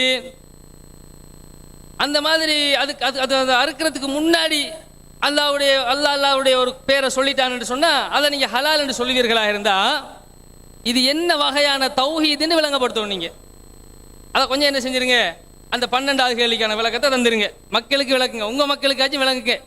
எங்கள் மக்கள் தெளிவாக தான் இருக்கிறாங்க, உங்கள் மக்களுக்கு என்ன செய்யுங்க, தெளிவுபடுத்துங்க. 13வது கேள்வி என்னென்னு சொன்னால், இப்போ வந்து உயிரை போக்குறது வந்து அந்த நேரத்தில் குர்பான் அந்த அறுத்து உயிரை போக்குற நேரத்தில் அல்லாஹ் தவிர்ந்த ஒருத்தருடைய பேரை சொல்லிட்டா அது ஹராமு, அது சிறுக்கு, அது கூடாதுன்னு சொல்கிறீங்கல்ல. இப்போ ஒருத்தன் ஒரு மீனை வாங்கிட்டு வரான், உசுரோட தான் இருக்குது, துடிச்சிருக்குது, அந்த மீன் தலையை வெட்டுறான், இப்போ சாவுது. அந்த நேரத்தில் அல்லாஹ்வுடைய பேரை சொல்லி வெட்டிட்டான். ஒரு ராலை வாங்கிட்டு வரான், ஓடிக்கிட்டு போகுது, அந்த ராலை பிடிச்சி வச்சு தலையை அறுக்கிறான், அல்லாஹ்வுடைய பேரை சொல்லி அறுத்துட்டான். இப்போ இந்த மாதிரி நண்டு இருக்குது, ஒரு வெட்டுக்கிளி இருக்குது, இதெல்லாம் மார்க்கத்தில் சாப்பிடலாம்னு சொல்லப்பட்டிருக்கிறது. இப்போ உயிரை போக்குற நேரத்தில் அல்லாஹ்வுடைய பேரை சொன்னா தான் அது ஹராம்னு சொல்லி தமிழ்நாட்டில் இருந்து வந்த ஒரு வித்தியாசமான ஒரு ஃபத்வாவை நீங்கள் என்ன செஞ்சிட்டீங்க, நீங்கள் ஏற்றுக்கிட்டு அதுக்காக வேண்டி தான் இவ்வளோ பிரச்சாரங்களை பண்ணிக்கிட்டு இருக்கிறீங்க.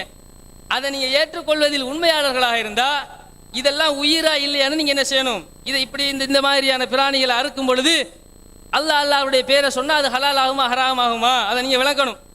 14வது கேள்வி என்னென்னு சொன்னால், இவை வந்து உயிரில் சேருமா சேராதாங்கிறது நீங்கள் விளங்கப்படுத்தணும்.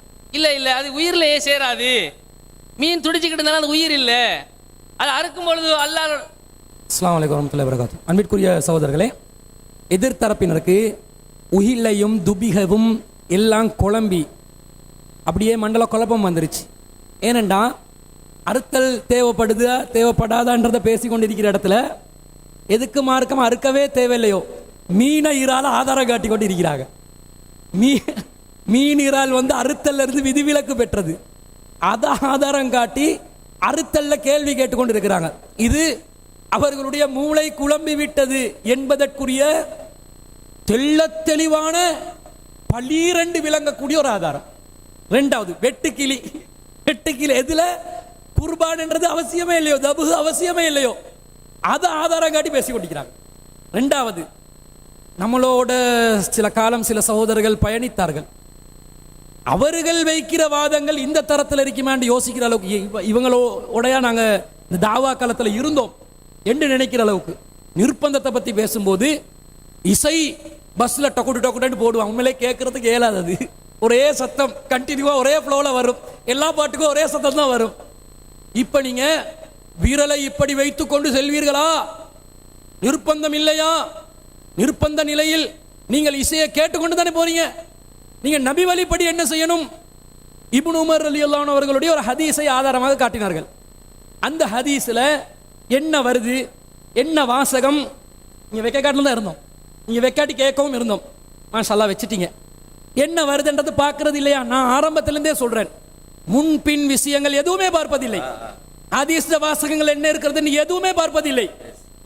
ஒரு அறக்குறையான நிலையில் என்னமோ ஒரு கருத்து நாங்கள் பரம்பரையா இருந்துட்டோம், அதனால இதை நாங்கள் ஆதரிக்கணும் என்பதற்காக ஒரு முடிவெடுத்து வாதம் செய்ய வருகிறார்கள் என்பதை விளங்கப்படுத்தும் விதத்தில் இந்த ஹதீஸ் இருக்குது.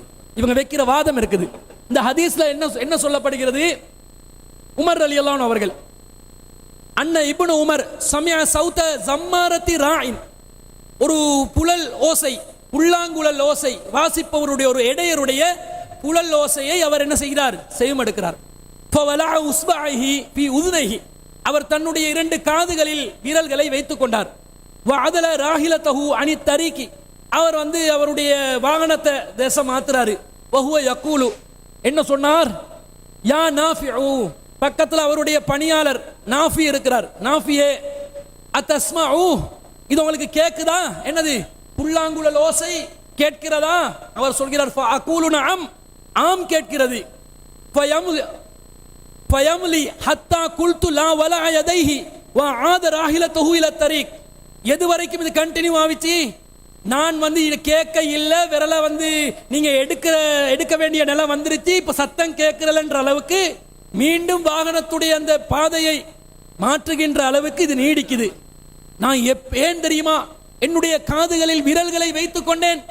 இப்னு உமர் ரலியல்லாஹு அன்ஹு அவர்கள் சொல்கிறார்கள், வ சமிஅ சௌத ஜம்மாரத்தி ராயின், நான் நபி ஸல்லல்லாஹு அலைஹி வஸல்லம் அவர்கள் ஒரு இடையருடைய குழலோசையை கேட்டார்கள். ஃபஸனஅ மிஸ்ல ஹாதா, இப்படிதான் அவர்களும் செய்தார்கள், எனவே நானும் செய்தேன். ஹதீஸ். ஹதீஸை மேலோட்டமா பார்க்கும்போது, ஓ இசை கேட்கும் போது நபி வழி காதுகளில் விரல் வைக்க வேண்டும் என்ற மாதிரி விளங்குது. அவங்கள அப்படித்தான் புரிஞ்சாங்க. இப்ப நபி வழிப்படி இந்த ஹதீஸ்ல விளக்கம் அதுவாக இருந்தால், இசை கேட்டால், பிறரால் இசை வாசிக்கப்படும் போது நீங்கள் செவிமடுத்தால் காதுகளில் விரல்களை வைக்க வேண்டும் என்பதுதான் மார்க்க ஆதாரமாக இருந்தால், ஒருத்தராவது பஸ்ல போகும்போது வேற காதுல இருந்து விரல் எடுக்கலுமா? வச்சுதானுங்க போகணும். நபி ஸல்லல்லாஹு அலைஹி வஸல்லம் சொன்னாங்கடா, அது எனக்கு முடியாதுன்னு சொல்லலுமா? அல்லாஹ்வின் தூதர் இதா கலல்லாஹு வ ரசூலுஹு அம்ரன், அல்லாஹ்வும் ரசூலும் ஒரு காரியத்தை தீர்மானித்து விட்டால் அவங்களுக்கு அதுல சுய கருத்து கொள்வதற்கு எந்த அதிகாரமும் இல்லை. அல்லாஹ் ரசூல் இப்படி சொல்லி இருந்த, இசை கேட்கும் போது காதுல விரல வையி, காதை பொத்திக்கொள் என்று சொன்னால் அப்படிதான் செய்யணும். மாற்று கருத்து வைக்கலாமா? வைக்க முடியாது. இந்த ஹதீஸ் அதான் சொல்லிச்சு. நல்லா கவனிங்க. ரசூல் ஸல்லல்லாஹு அலைஹி வஸல்லம் அவர்களோடு இப்னு உமர் ரலியல்லாஹு அன்ஹு பயணத்துல போறாங்க. அந்த புல்லாங்குழல் ஓசை கேட்குது. கேட்கும்போது காதில் விரல் வைத்துக் கொண்டது ரசூலுல்லாவுடன் பயணம் செய்த ரசூலுல்லாவும் இப்னு உமர் ரலியல்லாஹு அன்ஹு அவர்கள் 2 பேரும் காதில் விரல்களை வைத்துக் கொண்டார்களா? இவங்க என்ன காட்டுறாங்க? 2 பேரும் காதுல விரல் வச்சு கொண்ட மாதிரி காட்டுறாங்க. 2 பேரும் காதுல விரல் வச்சு கொண்டிருந்தா, அத்தஸ்மஉ, இது உனக்கு கேட்கிறதா இப்னு உமர் என்று ரசூலுல்லாஹ் சொல்லி இருப்பாங்களா? அவரும் காதுல விரல் வச்சாரு. ரசூலுல்லாஹ்க்கு விரல் வச்சதுனால இசை சத்தம் கேட்கல. இப்னு உமர் ரலியல்லாஹு அன்ஹு விரல் வச்சிருந்தா காதுல எனக்கு கேட்கல, உனக்கு கேட்குதான்னு எப்படி ரசூலுல்லாஹ் கேட்டிருப்பாங்க? கேட்டிருக்க வாய்ப்பு இருக்குதா? இல்ல. அப்ப என்ன நடந்திருக்குது? நபி ஸல்லல்லாஹு அலைஹி வஸல்லம் அவர்கள் காதுகளில் விரலை வைத்தார்கள். தனக்கு முன்னால் ஒரு நபி தோழர் பயணிக்கிறார். அவர் காதுகளில் விரலை வைப்பதை நபி ஸல்லல்லாஹு அலைஹி வஸல்லம் அவர்கள் வலியுறுத்தினார்களா? இல்லை. இன்னும் சொல்ல போனால், அத்தஸ்மஉ நாஃபியே, உனக்கு இப்னு உமரே உனக்கு கேட்கிறதா என்று கேட்கிறாங்கடா, உனக்கு கேட்குதான்றாங்க, நீ காதுல விரல் வைக்கலன்னு அர்த்தம். அல்லாஹ்வின் தூதர் ஒரு காரியத்தில் ஈடுபடுறாங்க. தனக்கு முன்னாலே ஒரு நபித்தோழர் அந்த காரியத்துக்கு மாற்றமா செய்யறாங்க. மார்க்கத்துல அடிப்படை நபிகள் நாயகம் ஸல்லல்லாஹு அலைஹி வஸல்லம் அவர்கள் செய்ததை போன்று மட்டும்தான் அந்த இடத்துல செய்யணும் என்று இருந்திருந்தால், தனக்கு மாற்றமாக செய்த இப்னு உமர் அவர்களை ரசூல் ஸல்லல்லாஹு அலைஹி வஸல்லம் அவர்கள் கண்டித்திருப்பார்களா? இல்லையா? கண்டித்திருப்பார்கள். இதே தான் இப்னு உமர் ரலியல்லாஹு அன்ஹு அவர்கள் நாஃபியுடன் பயணம் செல்லும் போது அவர் காதுல விரல வைக்கிறாரு, நாஃபி காதில விரல வைக்கல. அதனால தான் கேட்கிறார், யா நாஃபிஉ, நாஃபியே அத்தஸ்மஉ, உங்களுக்கு கேக்குதா என்று கேட்கிறார்கள். அப்ப நாஃபி சொல்கிறார், அவருக்கு கேட்காத அந்த இடம் வரும் வரைக்கும் இப்ப கேட்குது இல்லைன்னு சொன்னோன்னே அவர் விரல எடுக்கிறாரு. இதுல இருந்து நீங்க பஸ்ஸில் பயணம் செய்தால் அவர் வக்காலத்து வேற, பஸ்ஸில் பயணம் செய்தால் காதுல விரல் வச்சு போவீங்களா? பேணுதலுக்காக சொல்லப்படுது. அல்லாஹ்வின் தூதர் மார்க்க சட்டமாக அதை வைத்திருந்தால் நாஃபியுக்கும் அதை செய்ததை இப்னு உமர் தடுத்திருப்பார்கள். இப்னு உமர் அதை கேட்டதையும் ரசூலா தடுத்திருப்பார்களா இல்லையா? இந்த அடிப்படை எல்கேஜி நாலேஜ் கூட இல்லாம ஹதீஸ வைக்கிறாங்க. இது நிர்பந்தமா. அடுத்தவன் இசையை இசைத்தால் நான் இசைத்து கேட்பது எனக்கு ஹராம், அடுத்தவன் இசைத்த அந்த சபையில நான் கலந்து கொள்ள மாட்டேன். நான் பயணிக்கிறேன்னா அவன் போட்டா நான் என்ன பண்ணேன், அது எனக்கு பொருத்தம் இல்லை. நாங்க இந்த நிர்பந்தம் என்றது இல்லவே இல்லை என்று சொன்ன மாதிரி ஒரு கருத்தை காட்டுறாங்க. நிர்பந்த மார்க்கத்தில் இல்லைன்னு யாரு சொன்னா? நிர்பந்த மார்க்கத்தில் இல்ல இருக்கிறது. நாங்க உங்ககிட்ட கேட்ட கேள்வி என்ன தெரியுமா? நீங்கள் உலகத்தில் உள்ள விதிவிலக்காக இருக்கக்கூடிய நிர்பந்தத்தை விதியாக்கி விட்டீர்கள். சூரியன் நிர்பந்தம் என்கிறீர்கள், சந்திரன் நிர்பந்தம் என்கிறீர்கள், தண்ணீர் நிர்பந்தம் என்கிறீர்கள். எல்லாமே உலகத்தில் இருக்கிற காஃபிர் பூஜை செய்யற எல்லா வஸ்தும் ஒருத்தன் முழு உலகத்துக்கே பூஜை செஞ்சிருக்கிறான். முழு அண்ட சலாசலத்தையும் நான் பூஜை செய்கிறேன், அல்லாஹ் அல்லாதவர்களுக்காக ஒருத்தன் பூஜை செய்கிறான். இப்ப இவங்க என்ன சொல்றாங்க? அவன் பூஜை செஞ்ச உடனே ஹராம் ஆகுது. அல்லாஹ் தஆலா ஹலாலாக்கின சூரியன், அல்லாஹ் தஆலா ஹலாலாக்கின சந்திரன், அல்லாஹ் தஆலா ஹலாலாக்கின தண்ணீர். ஒரு காஃபிர் வந்து ஏதோ ஒரு மந்திரத்தை சொன்ன உடனே ஹராமாக்குதண்டா. காஃபிரிடம் அந்த ஹராமாக்கும் அதிகாரத்தை இவர்கள் கொடுத்து விட்டார்கள். கொடுத்துட்டு அது ஹராமாவிருச்சு. ஏதோ ஒரு காஃபிர் மந்திரம் சொல்லிட்டான், அதனால ஹராமாவிருச்சு. இப்ப நாங்க ஹராத்தை தான் பயன்படுத்துறோம் நிர்பந்தத்தில். இப்ப இவங்க காஃபிர் கடையில சாமான் வாங்காதீங்க, காஃபிர் கடையில போயிட்டு எந்த பொருளையும் வாங்காதீங்க, ஹராம். நிர்பந்தத்தில் ஹலால். நிர்பந்தம் என்பது உண்டு. சரியான ஒரு விளக்கத்தை சொன்னாங்க. எதுக்கு நிர்பந்தம்? வட்டி. வட்டி என்பது அரசாங்கம் அதிகாரத்தோடு சும்மா பேங்க்ல போடுற வட்டி எடுக்கிறது இல்ல. கரண்ட் பில் என்று உதாரணம் காட்டினார். கரண்ட் பில்ல நிர்பந்தத்தில் லேட் பேமெண்ட்ல வட்டி ஆட் பண்றான். அந்த நேரத்தில் கட்டாவிட்டால் கரண்ட்டை வெட்டி போடுவானே தவிர, வசூல் செஞ்சு ஏதாவது சொத்த பறிமுதல் செஞ்சு எடுத்துக்கொள்வானே தவிர விலகி செல்ல முடியாது என்ற நிலை நிர்பந்தம். காரணம், அந்த வட்டிக்கு பின்னால் அதிகாரம் இருக்கிறது. அதை நீங்க விரும்பினாலும் செய்யாமல் இருக்கலாம், நான் விரும்பினாலும் செய்யாமல் இருக்கலாம். ஆனா முஸ்லிம் அல்லாதவன் கடையில பூஜை செஞ்சு ஆயுத பூஜை செஞ்சு பொருட்களை விற்கிறானே, அதிலே உங்களுக்கு ஏற்பட்ட நிர்பந்தம் தான் என்ன? உங்களுக்கு சாப்பாட்டுல என்ன நிர்பந்தம் அங்க வந்துச்சு? அவன் கடையில அரிசி வாங்க முடியலையா? நீங்க பூமியில விளைவித்துக் கொள்ளுங்கள். உங்களுக்கு என்ன நிர்பந்தம்? நிர்பந்தத்துல வசனத்துல கைர பாகின் வலா ஆதின், வரம்பு மீறாமல் வழியே செல்லாமல். இவங்க வழியே சென்று எனக்கு கிரீம் தாங்க, தன்னுடைய குடும்பத்தில் இருக்கக்கூடிய பெண்களுக்கு பேர் அண்ட் லவ்லி வாங்கி கொடுப்பதில் என்ன நிர்பந்தம் என்று கேட்கிறோம். நீங்க வாங்கக்கூடிய, உங்களுக்கே நீங்கள் வாங்கக்கூடிய ஸ்வீட்டுகளில் என்ன நிர்பந்தம் இருக்கிறது? சாக்லேட் வாங்குறதுல என்ன நிர்பந்தம் என்று கேட்கிறேன். ஒருத்தன் சாக்லேட் வயிற்று பசிக்கு பழங்கஞ்ச குடிக்கணும் என்று சொன்னா அரிசி வாங்கி தான் ஆகணும் என்று நிர்பந்தம் என்று சொல்லுங்க. நீங்க சாக்லேட் வாங்குவதை எப்படி நிர்பந்தம் என்பீர்கள்? டொஃபி வாங்குவதை எப்படி நிர்பந்தம் என்பீர்கள்? உங்க வாதப்படி உங்களை நம்பி வருகின்ற அனைத்து மக்களும் டொஃபி வாங்குவதெல்லாம் நிர்பந்தத்தில், சாக்லேட் வாங்குவதெல்லாம் நிர்பந்தத்தில், கிரீம் வாங்குவதெல்லாம் நிர்பந்தத்தில். இருக்கிற மனம் சென்ட் அது இதண்டு எதுலையும் போக கூடாது. இப்ப என்ன செய்யணும் தெரியுமா? இவங்க நிர்பந்தத்திலான பொருட்கள் என்னவென்பதை ஒரு பட்டியல் தர வேண்டும். பட்டியல் கொடுக்கணும் உங்களோட மக்களுக்கும். நிர்பந்தத்தில் எது வாங்கப்படுகிறது, நிர்பந்தம் இல்லாமல் எது வாங்கப்படுகிறது என்று மக்களை எங்க கொண்டு போயிட்டு வைக்கிறாங்க தெரியுமா? இது காஃபிருடைய விஷயத்துல மட்டும் இல்ல, முஸ்லிம் கடைக்கு போனாலும் இதுதான். அவங்க சொல்றாங்க தெளிவா. கிளிப் 30 போடுங்க, கிளிப் 28 போடுங்க. 28 சின்ன செகண்ட் கணக்கு தான் வருது, கேளுங்க. முஸ்லீம் கடை என்று சொன்னாலே அங்கேயும் என்ன வந்துடும்? ஒரு கடையை கட்டுவதற்கு கூட ஒரு தகரம் வாங்கியிருப்பான், கடையை கட்டுவதற்கு ஒரு கண்ணாடி வாங்கியிருப்பான், ஒரு மார்பிள் வாங்கியிருப்பான், செங்கல் வாங்கியிருப்பான். அது கூட யார் தயாரிச்சிருப்பாங்க? அது காபிர்கள் தயாரிச்சிருப்பாங்க. அவங்க பூஜை பண்ணி தான் தயாரிச்சிருப்பாங்க. முஸ்லீம் கடைங்கிற பேச்சுக்கே இடம் கிடையாது. இப்ப முஸ்லீம் ஒரு கடை என்று சொல்வதற்கே இடம் கிடையாது. முஸ்லீம் கடைக்கு போனா இனிமேல் முஸ்லீம் கடை சொல்லக்கூடாது. இப்ப முஸ்லீம் ஹோட்டல் என்று பேரை வச்சவங்களுக்கெல்லாம் இவர் ஆப்பு வச்சுட்டாரு. என்ன இனிமேல் முஸ்லீம் ஹோட்டல் போட இயலாது. அது முஸ்லீம் கடையே கிடையாது. என்ன பண்ணான் அவன் பூஜை பண்ணான இல்ல, அவன் பூஜையும் பண்ணல. அவன் யாராவது முஸ்லீம் அல்லாத ஒருத்தன் பூஜை பண்ணி ஒரு கண்ணாடி வச்சிருப்பானாம், ஒரு சில்வர் கோப்பை வச்சிருப்பானாம், ஒரு கத்தியை வச்சிருப்பானாம், ஒரு தட்டை வச்சிருப்பானாம்.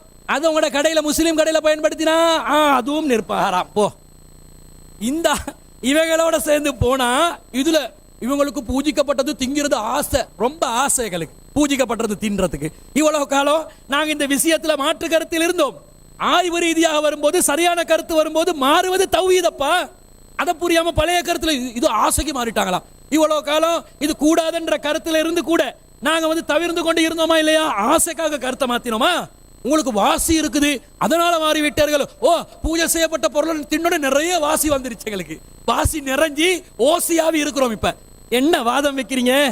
முஸ்லிம் கடையை ஹராமாக்கி காபீர் கடையை ஹராமாக்கி, இது அடிப்படை வாதத்துல உச்சகட்டம். அல்வலா வல்பரா என்று சிலர் அடிப்படை வாதத்தில் இருந்தார்கள். அவர்களை தாண்டிய தலைக்கணம் உச்சகட்ட வரம்பு மீறுதல், காபீர்களை வெறுக்க வைத்து. அஸ்ஸலாமு அலைக்கும் வரஹ்மத்துல்லாஹி வபரகாத்துஹு. கண்ணியத்துக்குரிய சகோதரர்களே, நம்ம சகோதரர் ராஜிக் அவர்கள் என்ன செய்கிறார்கள்னு சொன்னால், அப்பப்போ அந்த சில விஷயங்களை வரம்பு மீறுற மாதிரி என்ன செய்கிறாரு, சில தகவல்களை பதிவு செய்கிறாரு. அதுக்கு நம்ம ஒரு முற்றுப்புள்ளி வைக்க வேண்டியிருக்குது. இல்லைன்னு சொன்னால் நம்ம அதை ஆதரிச்சுக்கிட்டு போன மாதிரி போயிடும்.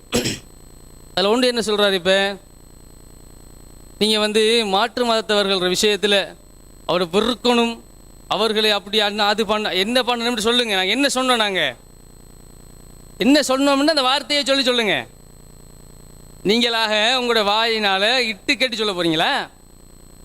என்ன சொன்னோம், என்ன சொல்லி கொண்டிருக்கிறோம் என்கிறதை ஆதாரத்தோடு சொல்லணும். நீங்கள் அல்வலா வல் பரான்னு சொல்லி ஒரு சப்ஜெக்டை தூக்குறாரு, அதுக்குள்ளே பெல் அடிச்சிட்டாங்க. அதை நீங்கள் அடுத்த அமர்வில் சொல்லணும். என்ன அல்வலா அல் பரா, இன்னா புராவு மின்கும் வமிமா தஅபுதூன மின் தூனில்லா என்கிற குர்ஆன் வசனம் உங்களுடைய குர்ஆனில் இல்லையா? இப்போ வெட்டி எறிஞ்சிட்டீங்களோ? நீங்கள் உங்களை விட்டும் நீங்கள் வணங்குகின்ற அவற்றை விட்டும் நாங்கள் விலகுகின்றோம் என்று இப்ராஹிம் அலைஹிஸ்ஸலாம் அவர்கள் சொன்ன அந்த வசனம் உங்க உங்க உங்க குர்ஆனில் இல்லையா? இப்போ தூக்கி எறிஞ்சிட்டீங்களா? அந்த வசனத்தை வெட்டி எறிஞ்சிட்டீங்களா? அதில் என்ன வருது? இன்னா புராவு, நாங்கள் ஒதுங்குகின்றோம் இப்ராஹிம் நபி சொல்றாங்க. அதில் என்ன தப்புன்னு கேட்குறோம்? அதில் என்ன தப்புன்னு கேட்குறோம்? இப்ராஹிம் நபி சொன்னதில் என்ன தப்பு?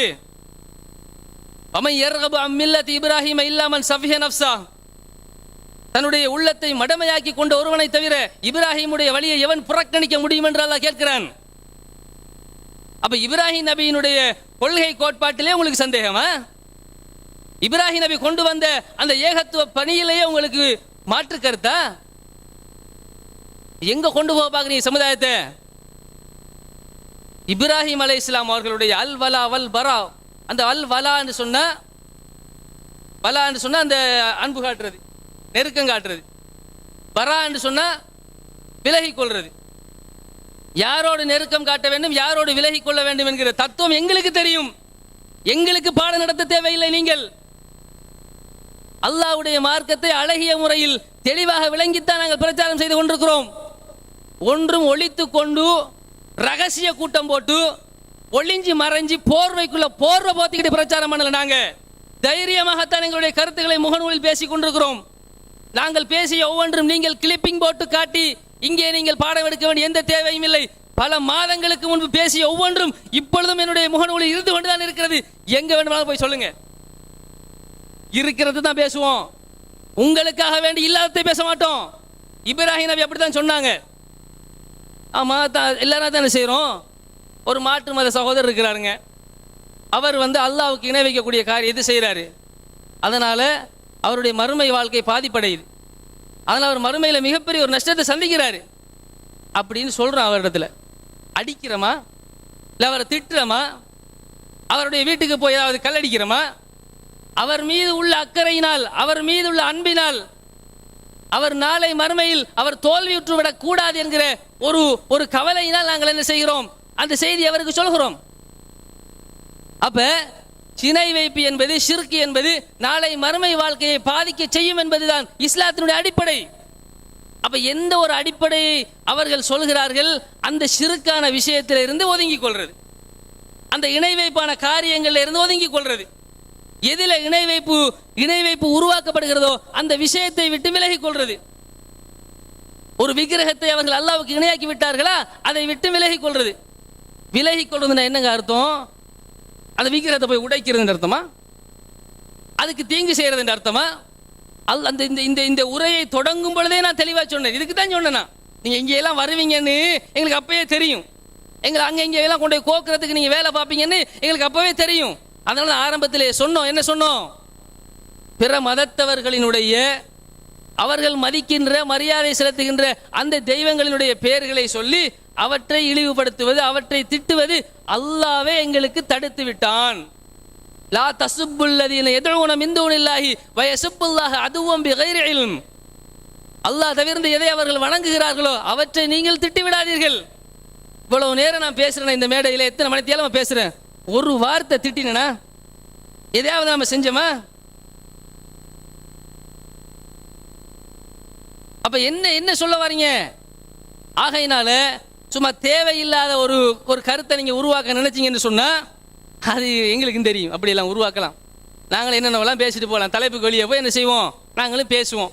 தலைப்புக்கு வெளியே போய் பேசணும்னு சொன்னால் அது என்ன செய்யாது, அது ஒரு தகுதி உள்ள எங்களுடைய தகுதியை இழக்க நாங்கள் விரும்பலை. நாங்கள் தலைப்புக்கு உட்பட்டு என்ன செய்ய போகிறோம், நாங்கள் இந்த விஷயத்தை நாங்கள் கொண்டு போக போகிறோம். அந்த தரப்பில் உள்ள ஒருத்தர் பேசுகிறாரு, மடத்தனம்ன்ற ஒரு வார்த்தையை சொன்னார். அவர் ஒப்பந்தத்திலையும் அதே மடத்தனம்ங்கிற வார்த்தையை சொன்னார். அது ரெக்கார்டிங் ஆகிருக்குது. அப்போ எல்லா இடத்துலையும் போய் மடத்தனம்னு தான் இப்போ பயம் பண்ணி தெரிவிங்களா? மடத்தனம்ங்கிற தலைப்பில் ஒரு பயன் பண்ணுங்களா? அப்போ இஸ்லாத்தின் பார்வையில் மடத்தனம்னு போட்டு ஒரு பயன் பண்ணுங்க. எத்தனை பேர் கேட்குறான்னு பார்ப்போம். அப்போ ஒரு சபையில் பேசுகிறோம். அதே மாதிரி அடிப்படைவாதம் அடிப்படைவாதமா? அல்லாஹு அக்பர். அப்போ என்ன பிரச்சனை என்று சொன்னால், நாங்கள் கொள்கை ரீதியாக முஸ்லீம்களுக்கு இடையிலான விஷயத்தை பேசி கொண்டிருக்கிறோம். இங்கு பிற மத சகோதரர்களை இழுத்து வைத்து அவர்களோடு எந்த விதமான ஒரு விஷயத்தையும் நாம் என்ன செய்யலை. இங்கே நாங்கள் பிரச்சனையாக்குவதற்கோ எதுக்கோ நாம் ஒரு நிகழ்ச்சி போடலை. இந்த நிகழ்ச்சி தொடங்கினதில் இருந்து இந்த நிமிஷம் வரைக்கும் அனைத்து தகவல்களையும் எல்லா துறை சார்ந்த அந்த டிபார்ட்மெண்ட்டுகளுக்கு நாங்கள் எடுத்து சொல்லிட்டு தான் என்ன செஞ்சுருக்கிறோம், நாங்கள் இதில் பங்கு பெற்றிருக்கிறோம். அதனால் சும்மா பூச்சாண்டியெல்லாம் என்ன செய்ய தேவையில்லை, காட்ட தேவையில்லை. அடுத்து இந்த இசைக்கு ஒரு விளக்கம்னு சொன்னாங்க, பார்த்தீங்களா? என்ன விளக்கம்? இப்படி ஒரு விளக்கத்தை இவ்வளோ காலத்துக்கு நான்டா கேட்கல. இசையை ஹலால்னு சொல்கிறீங்களா, ஹராம்னு சொல்கிறீங்களா, என்ன சொல்கிறீங்கன்னு விளங்குதில்லை. இப்போ ரசூல் ஸல்லல்லாஹு அலைஹி வஸல்லம் அவங்க இப்னு உமர்கிட்ட கேட்டாங்களா, உனக்கு கேட்குதான்னு கேட்டாங்களாம். அப்போ உனக்கு கேட்குதான்னு கேட்குறதுல என்ன அர்த்தம்? அவருக்கு காதுக்குள்ளே வைக்கல தானே அர்த்தம். இப்போ காதுக்குள்ளே விரலை வச்சுக்கிற ஒருத்தர் கேட்குதாண்டு ஒருத்தர் கேட்குறான்னு வச்சுக்கொள்ளுங்களேன். கேட்குதாண்டு கேட்குறது என்ன செய்யலாம், அந்த சைக்கினை மூலம் கூட கேட்கலாம். அவர் காதில் வச்சு இன்னும் கேட்குதா அப்படி கேட்கலாம்ல. அதான் ரசூலுல்லாஹ் கேட்குறாங்க. இது இந்த மூளை சரியாக வேலை செய்கிறவங்களுக்கு அதெல்லாம் விளங்கும். வேற ஒருத்தரை தன்னுடைய தலையில் வைத்து கொண்டிருந்தால் அது விளங்காது. அதனால எந்த ரசூல் ஸல்லல்லாஹு அலைஹி வஸல்லம் அவர் கேட்குறாங்க, கேட்குதாண்டா அவர் நினைச்சிருப்பார், லைட்டாக காதில் இருந்து விரலை எடுத்துட்டு அவன் திரும்ப கேட்டுக்கிட்டு தான் இருக்கு அவர் வச்சிருப்பார். தானங்க அதில் அர்த்தம். அவர் காதில் விரல் ரசூலுல்லாஹ் கேட்குதான்னு கேட்டுட்டாங்க, நம்ம கேட்டுக்கிட்டே இருப்போம். ரசூலுல்லாஹ் கேட்குதான்னு கேட்குறாங்கல்ல, எல்லாம் கேட்குது ரசூலுல்லாஹ், சூப்பராக இருக்குது, சட்டப்படி இசை என்ன சொன்னாங்க. அல்லாஹ்வுக்காக வேண்டி அறிவுபூர்வமாக பேசுங்க, அது ஒரு விஷயம். அடுத்தது என்னன்னு சொன்னால், சூரியன் அதை வணங்குறாங்க, அதனால் அதை விட்டு விலகணுமே, அப்போ அது நிர்பந்தம் சொல்லுவீங்கன்னு கேட்குறாங்க. சூரியன் நிர்பந்தம் சொல்கிறதுக்கும் நம்முடைய தலைப்புக்கும் ஏதாச்சும் ஒரு சம்மந்தம் இருக்குதா? பொட்டை எழுத்துல பின்னுக்கு பேனரில் என்ன போட்டிருக்கிறோம், ஒரு வஸ்துவின் உரிமையாளர் அந்த வஸ்துவை இணை கடவுளுக்கு பூஜை செய்து அர்ப்பணித்து விட்டால் அது ஹராம்னு தான் சொல்லியிருக்கிறோம். சூரியன் யாருக்கு உரிமை? சூரியன் சொந்தக்காரன் யாரு? யாராவது காசு கொடுத்து வாங்கி வச்சிருக்கிறான் சூரியனை? ஒரு ஆள் சூரியனை காசு கொடுத்து வாங்கி பட்டா போட்டு வச்சிருக்கிறாரு. அவர் சொல்றாரு, சூரியனை நான் இந்த பகவானுக்காக அவனை படைத்து விட்டேன்னு சொல்றாரு. அப்படியா? அவருக்கு சொந்தமா? முதல்ல உரித்தாக்குதல், ஒரு கடவுளுக்கு அர்ப்பணித்தல் என்றால் உரித்தாக்குவதற்கு முதல்ல அவனுக்கு சொந்தமா இருக்கணும். இந்த பொருள் இருக்குது, இதனா இவருக்கு அன்பளிப்பா கொடுக்கறதா இருந்தா அது எனக்கு சொந்தமாக இருக்கணும். முதல்ல அது என்னுடைய பொருளாக இருக்கணும். என்னுடைய பொருளைத்தான் நான் இவருக்கு அன்பளிப்பு செய்ய முடியும். இவருடைய பொருளை தூக்கி நான் இதை அன்பளிப்பை வச்சுக்கோங்கன்னா இந்தியாவில் படார்ந்து புடர் இவர் அறவுளுமா இல்லையா? ஏண்டா ஏன் பொருளை தூக்கி இன்னொருத்தருக்கு அன்பளிப்பு செய்றியா? உனக்கு என்ன உரிமை கேட்பானா இல்லையா அவன்? அது மாதிரி நீ கடவுளுக்கு அன்பளிப்பு செஞ்சாலும் உரிமையாக்கினாலும் அர்ப்பணிச்சாலும் அது முதல்ல உனக்கு சொந்தமான பொருளாக இருக்கணும். உனக்கே சொந்தம் இல்லை. ஊராங்கூட்டு கோழி எடுத்துடா, ஊராங்கூட்டு கோழியை அறுத்து எப்படா உமா பேரில் கத்தம் போதுன்னு கேட்போம்ல, அது மாதிரி உள்ள விஷயம் இது. அதனால சூரியனை படைக்கவும் முடியாது, சூரியனை அதை கடவுளாக எடுத்து வணங்கவும் முடியாது, அதை அர்ப்பணிக்கவும் இயலாது. அதுவெல்லாம் அவர்களுக்கு சொந்தம் இல்லாதது. இந்த ரோட்டை பூஜை செய்கிறது, கடலை பூஜை செய்கிறது, அவங்க வாதங்கள் என்னது? ரோட்டை பூஜை செய்கிறது, காவேரி தண்ணியை பூஜை செய்கிறது, கடலை பூஜை செய்கிறது, ஹாஸ்பிட்டல் ஒருத்தன் பூஜை செஞ்சுட்டானே, ஹாஸ்பிட்டல் அவரை வாப்பாட ஹாஸ்பிட்டலா பூஜை செய்கிறதுக்கு? அவரை வாப்பா கட்டின ஹாஸ்பிட்டல் அது அரசாங்கத்தின் ஹாஸ்பிட்டல். ஆகவே ஹாஸ்பிட்டலுக்குள்ள இன்னொரு முக்கியமான விஷயம் நிர்பந்தம், உயிர் விஷயம். இப்போ ஒரு சித்தாலா பே பூசுகிற ஒரு டாக்டர்கிட்ட போய் எனக்கு ஹார்ட் ஆப்ரேஷன் பண்ண முடியுமா? அது எவன் படிச்சு வைக்கிறானோ அவங்ககிட்ட தான் போகணும். அதனால சும்மா கண்ட ஹாஸ்பிட்டலுக்கெல்லாம் இது பூஜிக்கப்பட்ட ஹாஸ்பிட்டல், நான் இங்கே வர மாட்டேன்டா ஹார்ட் படிச்சு அப்படி சாக வேண்டியதுதான். கிட்னிக்கு பதிலாக வேறு என்னத்தையாக தான் பூட்டிட்டு தெரியணும். அது பூஜை செய்யப்பட்ட ஹாஸ்பிட்டல், நான் வரமாட்டேன்னு சொல்ல முடியுமா? அடே எவன் அந்த துறையில் படிச்சிருக்கிறான் அவங்ககிட்ட தான் நீ அந்த ஆப்ரேஷன் பண்ண போகணும். சும்மா அந்த மருந்து பூசுகிற டாக்டர்கிட்ட போய் கிட்னி ஆப்ரேஷன் பண்ணினா அப்புறம் உனக்கு பத்திரிகை அடிச்சிருவாங்க. ஆகையினால அறிவுபூர்வமான வாதங்களை வைங்க. அடுத்து இன்னும் சில கேள்விகள் இருக்குதுல்ல, அதை அள்ளி போட வேண்டியிருக்கு. அது என்ன சொன்னால்,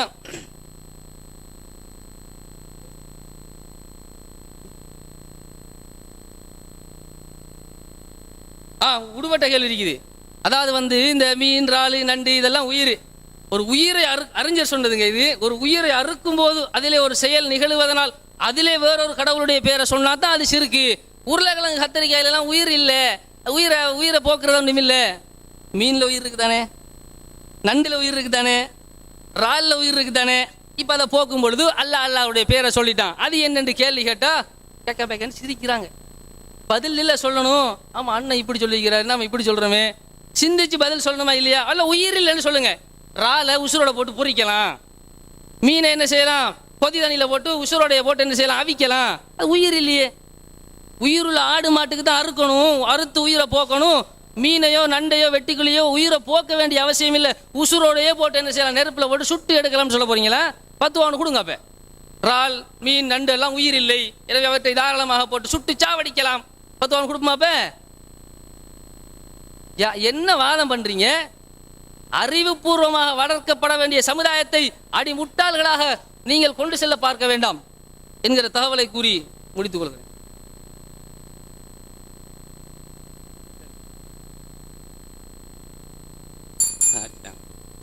இப்ராஹிம் நபி சம்பந்தமாக நான் ஏற்கனவே ஒரு வாதம் வச்சேன். என்னன்னா, அவங்க சொல்றாங்க நீங்கள் வணங்குவதை விட்டும் நான் விலகி கொண்டேன். அப்ப அவர்கள் வணங்கியதில் சூரியன் அடங்கியது, அதனால் நான் சூரியனை விட்டும் விலகி கொண்டேன் என்று சொன்னால் அவங்க விலகி இருந்தாங்களா இல்லையான்னு கேட்டேன். அதுக்கு ஆரம்பத்தில் கபீர் மௌலவி சொன்ன பதில் என்ன? அது இப்ராஹிம் தான் இது கேட்கணும், என்கிட்டையும் கேட்குறீங்கன்னு கேட்டார். சொன்னாரா இல்லையா? கிண்டலாக அது அவற்றிலே இது கேட்கணுன்றாரு. அப்போ இப்ராஹிம் நபிகிட்ட, அதாவது இப்ராஹிம் நபிக்கே பதில் இல்லை. அதுக்கு இவங்களுக்கு இல்லை மட்டும் இல்லை, இப்ராஹிம் நபிக்கே இல்லை பதில். எப்படி ஒரு ஆள் இப்ராஹிம் நபி கேட்குறாரு, நீங்கள் சொல்கிறீங்க நாங்கள் வணங்குற சூரியனை விட்டு நீங்கள் விலகிட்டேன்னு சொல்கிறீங்க, நீங்கள் விலக இல்லைன்னு கேட்டால் விலக இல்லை தான். இப்போ அவளை சொல்லுது அல்ல போய் கேள்வி சொல்லுவார். அப்போ எனக்கு சொன்னேன் அப்படி இல்லை. அதுக்கு என்ன விளக்கம்? நீங்கள் சூரியனை வணங்குவது போல நான் வணங்க மாட்டேன். அந்த பொருளை, அந்த சூரியன்ற பொருளிலிருந்து நான் தப்பி போவது அல்ல. சிம்பிள் விளக்கம். இப்போ அந்த பொருளை இப்போ மாற்றி யோசிச்சு பார்த்தாங்க, என்னமோ சொல்லணும்னு சொல்லி யோசிச்சு பார்த்து, சூரியன் அது பொதுவான ஒரு சாமா, தண்ணி பொதுவான ஒரு சாமா. அந்த போத்தல் உதாரணம் காட்டினாரு. நான் இப்போ சொல்லக்கூடிய இந்த வாதத்தை அழகா தெளிவாக புரிஞ்சுக்கலுங்க. ஒருத்தன் ஒரு பொருளுக்கு பூஜை செய்கிறான். பூஜை செய்கிறது ஒரு கடவுளுக்கு தானே. அந்த கடவுள் எங்கள் நம்பிக்கைப்படி இல்லை இல்லை என்று சொன்னால் அவன் ஏதோ ஒரு பரக்கத்து இறங்குதுன்னு சொல்றதும் போய். ரெண்டுமா பொய்யா இல்லையா? அப்ப பரக்கத்து ஒரு பொருளுக்கு இறங்குது பூஜை செஞ்சா என்று சொல்வது அவன் வாதப்படி உண்மை. அதனால தான் நீங்க அதை ஹராம்ன்றீங்க. அவன் என்ன சொல்றான்? இந்த பொருளுக்கு இந்த கடவுள் மேல் நான் பூஜை செஞ்சால் அதுல என்னமோ ஒன்று இருக்குது. அப்ப அவன் வாதப்படி தான் நீங்க ஒரு முடிவெடுத்தீங்க. அதே ஆள் என்ன சொல்றான்னு கேட்டால், இந்த பொருள் எனக்கு உரிமை இல்லாவிட்டாலும் நான் பூஜை செஞ்சா அந்த பரக்கத் இறங்கும்னு அவன் தான் சொல்றான். அதுவும் பொய் தானே? ரெண்டும் பொய், ரெண்டுமே இல்லை. ஒண்ணுல அவன் சொன்னதை நம்புறீங்க, ரெண்டாவதுல நீங்களா முடிவு எடுக்கிறீங்க. இப்ப நீங்க என்ன செய்யணும்னு கேட்டா ரெண்டையும் வேறு பிரிக்கணும். அதாவது மார்க்க ஆதாரப்படி சரி, எந்த ஆதாரப்படி சரி. எப்படி பிரிக்கணும்? இந்த பொருள் ஒருத்தனுக்கு சொந்தமாக இருந்தா மட்டும்தான் அந்த பரக்கத் இறங்கும். இறங்குறது முதல் பொய், இறங்காது. இறங்காது. அது இல்ல மத்தவனுக்கு சொந்தம் சொன்னா திருடின பொருளுக்கு இறங்காது, மத்தவன் பொருளுக்கு எல்லாம் பரக்கத் இறங்காது, அவன்டையா தான் இருக்கணும். வா வீங்க பாப்பா, அதுக்கு ஆதாரம். இதுக்கு தான் நாங்க தெளிவாக அந்த டைம்ல இந்த கேள்வியை கேட்டோம். ராஜ்கண்ட் அன்பிற்குரிய சகோதரர்களே, அதாவது ஒரு பொருள் பூஜிக்கப்பட்டால் எப்ப ஹராமாகும் என்றா, அது வஸ்துவின் உரிமையாளர் பெனரை பார்க்க சொன்னாங்க. பார்த்தோம், தவறானவர் கலை தேவன கலையோ என்னமோ ஒரு கலையை ஒன்று இருக்குது. சரியா? பெனரை பார்க்க சொன்னதுனால பெனர் என்னமோ குர்ஆன் வசனம் மாதிரி. இவங்க சொன்ன பெனரில் வாசகத்தை நிலைப்பாடு போட்டோன்னே அது குர்ஆன் வசனம் தானே, உடனே ஓ இதுதான் அர்த்தம் என்று புரிய. பூஜிக்கப்பட்டால் அல்லாதவர்களுக்கு ஹராம் என்று சொல்றீங்களே, சொந்த பொருளை பூஜிக்கப்பட்டால் தான் ஹராம், இரவல் பொருள் பூஜிக்கப்பட்டால் ஹராம் இல்லை, அவர்களுடைய ஃபத்வா. அதான் உங்களோட பெனர் நிலைப்பாடு. பெனர் நிலைப்பாடு என்ன? சொந்த பொருளுக்கு பூஜை செய்யக்கூடாது, பூஜை செஞ்சா ஹராம் ஆகிரும். அது எவண்டையாவது சொந்தம் இல்லாத இரவல் பொருள் பூஜை செஞ்சா அது என்ன வாதம் இது? பெனரை பார்க்கட்டுமா? பெரிய குர்ஆன் வசனத்தை போட்டாங்க. நிலைப்பாடு என்னது? அந்த பொருளுக்கு சொந்தக்காரன் சூரியனு நமக்கு சொந்தமானு. சூரியனை எதுக்கு வெச்சமென்றது கூட புரியுது இல்லை பாருங்க. அதான் ஆச்சரியமா இருக்குது. அவங்க இப்ராஹிம் அலைஹிஸ்ஸலாத்தை ஆதாரம் காட்டி சூரியனை விட்டு விலகுறோம் என்று வருமேன்னு நாங்க கேள்வி கேட்கிறோம். அவங்க ஆதாரம் காட்டும் போது அப்பதான் அவங்க அதுக்கு என்ன சொல்றாங்க? சூரியன் எங்களுக்கு சொந்தமா, அது சொந்தமான்றாங்க. சிறுக்க வமிம்மா தஅபுதூன மின் தூனில்லாஹ், நீங்க அல்லாஹ்வை விட்டு எதை வணங்குகிறீர்களோ அதை விட்டு நாங்கள் விலகியவர்கள் என்பதின் அர்த்தம் பூஜை செய்யப்பட்ட பொருளிலிருந்து நாங்கள் விலகணும் என்பதுதான் உங்களுடைய வாதம். அதுதான் வாதமாக இருந்தால் நாங்கள் என்ன சொன்னோம் தெரியுமா? பூஜை செய்யப்பட்ட பொருள் என்பது அவங்க வணக்கத்துக்குரிய ஒரு பொருளாக பார்க்கவே இல்லை என்றோம். அவங்க வாழைப்பழத்தை பூஜை செய்வார்கள், சாப்பிடுவார்கள். பிரசாதத்தை பூஜை செய்வார்கள், அந்த பிரசாதம் பூஜை செய்த பிரசாதத்தை அவர்கள் பகிர்வார்கள், அதோட அன்னமாக பார்ப்பார்கள். எப்படி அன்னதானம் செய்வார்களே அதே போன்ற ஒரு அன்னம், ஒரு உணவை பிறருக்கு வழங்குவது புண்ணியம். அதுதான் அந்த புண்ணியத்தின் மூலமாகத்தான் பாவங்கள் அகற்றப்படுகின்றன. அவங்களோட வீடியோ கிளிப்ல பகவத்கீதையை ஆதாரம் காட்டியிருப்பார்கள். அதே பகவத்கீதையில 3வது அத்தியாயத்தில் 13வது வசனத்தில் பாவத்திலிருந்து போக்கும் நன்மைக்காக பகவத்கீதை முஃபஸ்ஸிரீன்கள் அதுக்கு விளக்கம் சொல்றாங்க. அது பாவத்திலிருந்து என்ன செய்யும்? மனுஷனை பரிசுத்தப்படுத்தும். அன்னம் என்ற உயர்ந்த பொருளை, அந்த மக்களுக்கு சக்தியை தரக்கூடிய உணவை பிறருக்கு வழங்குவதனால் நன்மை பயக்கும். நாங்கள் தர்மம் செய்தால் நம்முடைய பாவங்கள் அழிந்து மறுமையில் அல்லாஹ் நரகத்தை விட்டு பாதுகாப்பான் என்ற மாதிரி ஒரு கருத்து சொல்லுவோமே, அந்த மாதிரி ஒரு கருத்து. அதுக்கு ஈக்குவல் அல்ல, கிட்டத்தட்ட நெருக்கமான ஒரு கருத்து. பூஜிக்கப்படும் பொருளினால் நம்முடைய பாவம் கழியும் என்ற கருத்து தான் சொன்னாங்க. வாழைப்பழத்தை அவர்கள் வணங்கவில்லை. வணங்குவதாக இருந்தால் அந்த வாழைப்பழத்திடம் வாழைப்பழமே, அதுவும் சொல்லணும், சும்மா இல்லை, வாழை பழமே இப்படிதான் சொல்லணும். சரியான பேர் சொல்லணுமா இல்லையா? சொல்லி என்னுடைய நோயை நீக்கு, வாழை பழமே எனக்கு என்னுடைய பசிய போக்கு, வாழை பழமே என்று சொல்லி வாழை பழமாக வரும். இதா ஒரு வாதம்.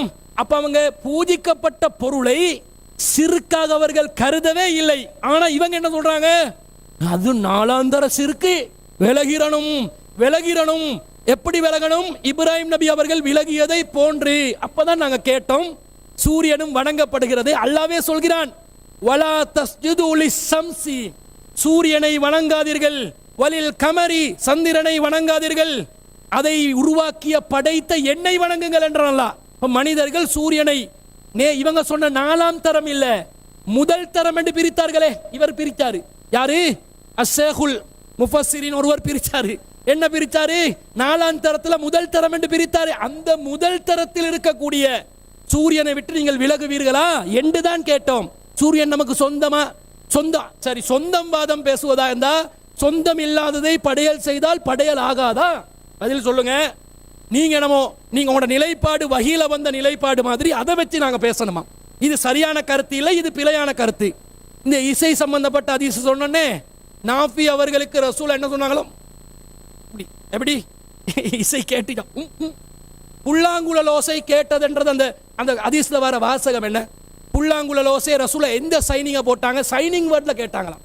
அதாவது யௌஜூஜ் மௌஜூத் கூட்டத்தார் எப்படி வந்து துல்கர்னைன் அவர்களிடம் சைக்கிணையில் பேசினார்களோ அந்த மாதிரி ரசூல் ஸல்லல்லாஹு அலைஹி வஸல்லம் இப்னு உமர் அவர்களோடு சைக்கிணையில் பேசினார்கள். சைக்கிணையில் பேசினார்கள் என்று வந்ததா என்ன வருகிறது? வஹுவ யகூலு யா நாஃபிஉ அத்தஸ்மஉ. இப்னு உமர் கேட்கிறார், நாஃபிஏ உங்களுக்கு கேட்கிறதா? இப்படி இப்படி முகத்தை அசைத்தார்கள், இஷாரா செய்தார்கள், சைக்கிணை செய்தார்கள். ஹதீஸ்ல வருதா? இட்டு கட்டுறது தான் வேலை, இல்லாததை சொல்றது தான் வேலை. ஹதீஸ்ல இல்லாத வாசகங்கள் இருப்பதாக சொல்வதுதான் இவர்களுடைய வேலை. அடுத்ததா சொல்றாங்க, இவர்கள் எங்களை எங்க கொண்டு போயிட்டு வைக்கிறாங்க பாருங்க, நாங்க அல்வலா வல்பராவை ஆதரிப்பவர்களை போன்று காட்டுகிறார்கள். அப்ப இல்லைன்னு சொல்லுவாரு. திருப்பி இப்ராஹிம் நபி அவர்கள் தானே அதை சொன்னார்கள். இப்ராஹிம் நபி அவர்கள் அல்வலா வல்பராவை சொன்ன மாதிரி காட்டுறாங்க. இவங்க இன்றைக்கு அல்வலா வல்பரா என்ற ஒரு அடிப்படைவாதம் பேசப்படுகிறது. என்ன அடிப்படைவாதம்? காபிர்களை எந்த நியாயமான அடிப்படையில் இல்லாமலும் வெறுக்க வேண்டும், முஸ்லிம்களை மாத்திரம் நியாயமே இல்லாவிட்டாலும் நேசிக்க வேண்டும் என்று சொல்ற இந்த கெட்ட சித்தாந்தத்தை நோக்கி போற மாதிரி ஒரு வழிகாட்டுது. ஏன்? அல்லாஹ் ஹலாலாக்கின சாமான ஒரு கடையில போயிட்டு முஸ்லிம் அல்லாதவன் கடையில போயிட்டு வாங்கினா ஹராம் என்று சொல்றீங்களே, நிர்பந்தத்தில் ஹலால் என்றீங்களே, என்னப்பா நிர்பந்தம் அந்த சாமானுக்கு ஏற்பட்டுச்சு என்று கேட்டதுக்கு, ஹாஸ்பிட்டல்ல போயிட்டு நீங்க மருந்து எடுக்க மாட்டீங்களா, அவங்களோட பெண்களை டாக்டருக்கு காட்ட மாட்டீங்களா, அது நிர்பந்தங்க. இது நிர்பந்தமா? போயிட்டு ஃபேர் அண்ட் லவ்லி ஒரு கடையில் வாங்குறது நிர்பந்தமா? அதுவும் ஹாஸ்பிட்டலுக்கு போயிட்டு மருந்து எடுக்கிறது ஒண்ணா? வித்தியாசம் விளங்குறது இல்லையா? நிர்பந்த பட்டியலை காட்டணுமா இல்லையா? அதை காட்டாம அதை மீறி திரும்ப ஒரு படி மேல போய் காஃபிரை மட்டும் இல்ல, காஃபிட்ட எப்படி காட்டுறா, எப்படி படிப்பிச்சு கொடுக்குறாங்கன்னா, முஸ்லிம்களுக்கு நாங்கெல்லாம் ஹராத்தை தான் வாங்கி கொண்டு இருக்கிறோம் வேற வழி இல்லாம. எப்படி சொல்லி கொடுக்குறாங்கன்னா, இதுதான் விதைத்தல், இதுதான் அந்த நச்சு கருத்து. ஹராத்தை தான் செய்யறோம் என்று விதைக்கிறாங்க. ஒருத்தன் பார்க்கிறான், இவங்களுக்கு புரியாத அந்த நிர்பந்தம் அவனுக்கு புரியுது. நிர்பந்தமா? நிர்பந்தம் இல்லையே. இவருடைய வாதப்படி பூஜை செஞ்சிட்டாங்க ஹராம்.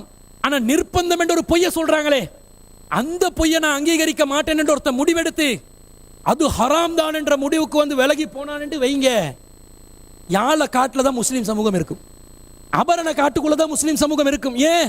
மலை இலை கொலையில தின்னுவோம், அதுவும் செய்யல. அது ஏன்னுங்களே, மரத்தை வணங்குறவன் இப்ப மரத்தை விட்டு ஒதுங்கு, தண்ணீரை வணங்குறவன் இப்ப தண்ணியை விட்டு ஒதுங்கு, அந்த இடத்துல மிதக்கோ மேலா மூச்செடுக்கோ மேலா.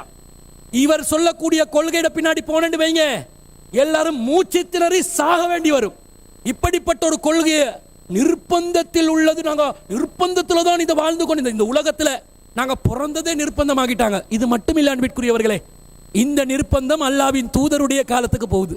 அல்லாவின் தூதர் யூதரிடம் அடமான பொருளை வச்சு அவங்க என்னது கோதுமையை வாங்கினாங்க, நிர்பந்தம். பிசினஸ் பண்ணாங்க, நிர்பந்தம். ஒரு மன்னரிடம் வெள்ளை கோவேறு கழுதையை அன்பளிப்பாக பெற்றுக் கொண்டார்கள். எங்கப்பா நிர்பந்தம்? அன்பளிப்புக்கு நிர்பந்தம். வரி வசூலித்தார்கள். நபி ஸல்லல்லாஹு அலைஹி வஸல்லம் ஜிஸ்யா வரி காபிர்களிடம் வசூலித்தார்கள். காபிர்களிடம் வசூலித்த ஜிஸ்யா வரி நிர்பந்தம். யாருக்கு நிர்பந்தம்? வசூலிப்பவருக்கே நிர்பந்தமா?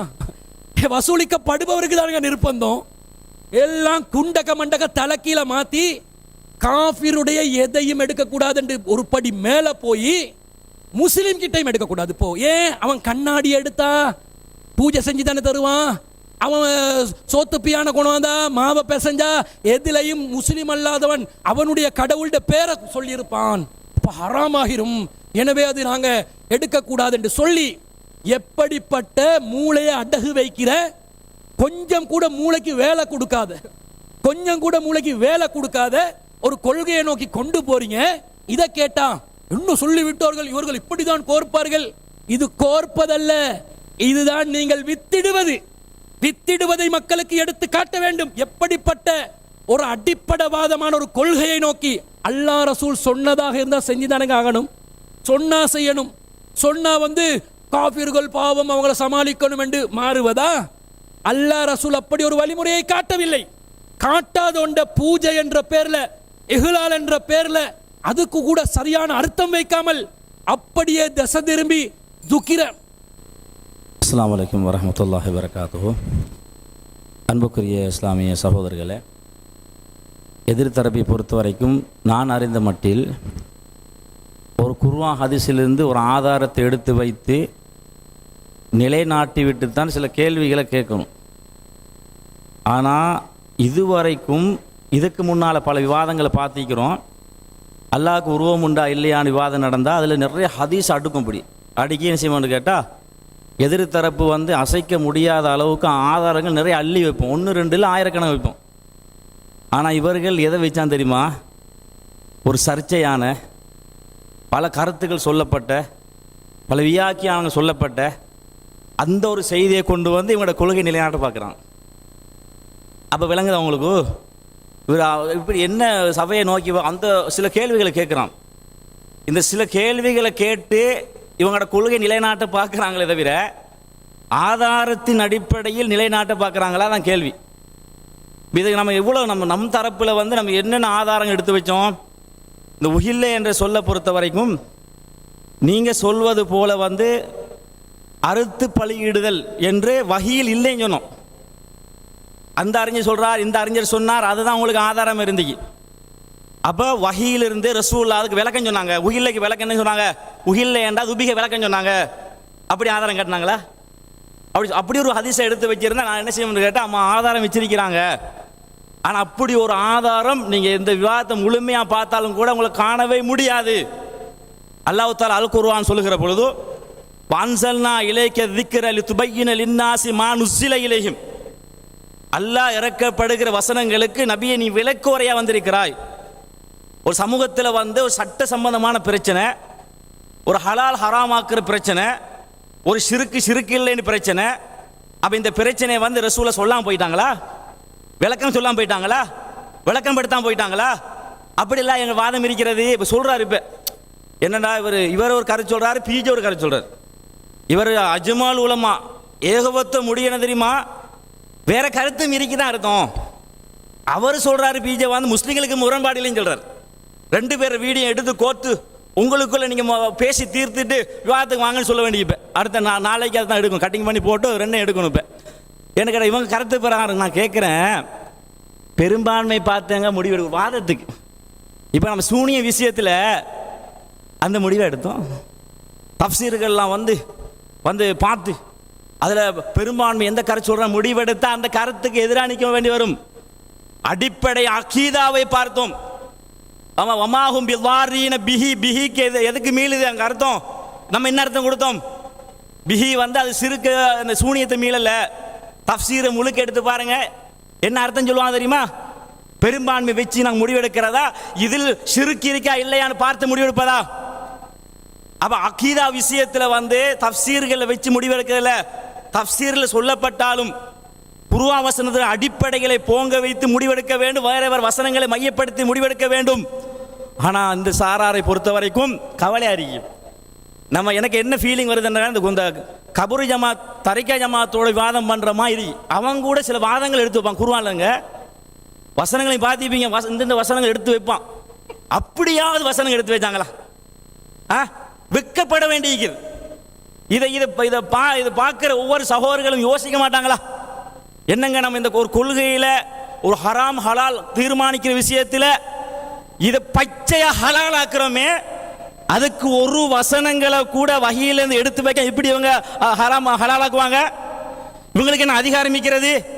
அல்லாஹ் அந்த வசனத்தை ஹுர்ரிமத் அலைக்கும் என்ற வார்த்தை ஸ்டாப் பண்ணுகிறான்.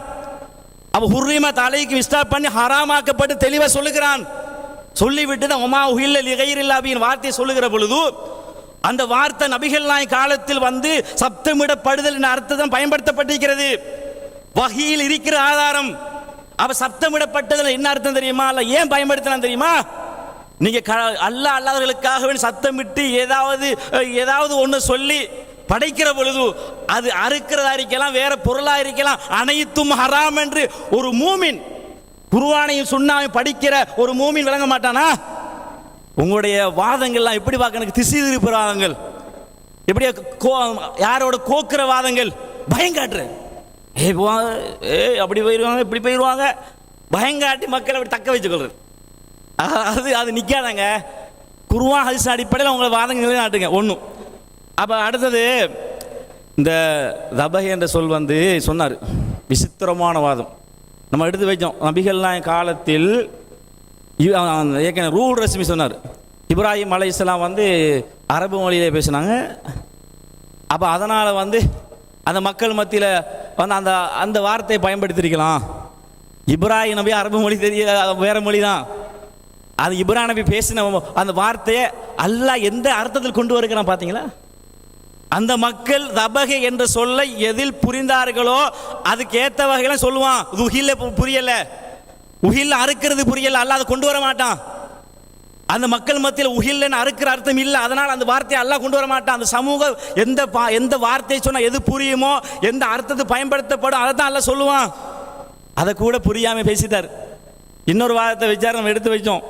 தபஹ்னு சொல்லு அது சாதாரணமாக சொல்லப்பட்டா அது அறுத்தல் தான். இன்னொரு கடவுளோடு சம்பந்தப்பட்டு வருகிற அந்த உஹில்ல என்ற வார்த்தை சொன்னார். உஹில்ல என்ற வார்த்தை பொதுவாக நீங்கள் எடுத்து பாருங்க, உஹில்லேன்னு வந்தாலே அது அர்த்தம் அது அறுக்கிறத குறிக்கும். தபஹ் என்ற வார்த்தையை பொறுத்த இன்னொரு கடவுளோடு சம்பந்தப்பட்டு அது அப்படி வராது, அப்படிலாம் இல்லை, அப்படி எங்கேயும் காட்ட முடியாது. உஹில்ல லிகைர் இல்லாமல் தபஹ் லிகைர் அப்படி வராது, அப்படியெல்லாம் ஹதீஸில் இருக்கிறோம். தேவைப்படும் போது அதை எடுத்து வைப்போம். வமாதுபி அல நுஸ்பி ஏற்கனவே விளக்கம் வச்சுக்கிறேன், அது விளக்கம் சொல்லலை, அதை நீங்கள் தெளிவாக புரிந்து கொள்ள வேணும். இதை நான் ஏன் சொல்கிறேன்னு திசை திருப்பு நடக்குது. ஆதாரம் இல்லாமல் மக்களை இப்படி திசை திருப்பி ஒரு ஜோக் அடிச்சு நையாண்டி பண்ணி அதை வச்சு செய்யும் கொஞ்சம் மக்களை தக்க வைக்கிற வேலை நடக்கிறது. அதை நீங்கள் தெளிவான செய்ய புரிந்து கொள்ள வேண்டும். இதை நம்ம அல்லாஹ்வை சாக்கியாக்கி இது சொல்கிறேன். இவங்க எந்த ஒரு ஆதாரத்தையும் வஹீலேருந்து வைக்கல என்ற செய்தி என்ன செய்கிறேன் தெளிவாக சொல்லிட்டேன்.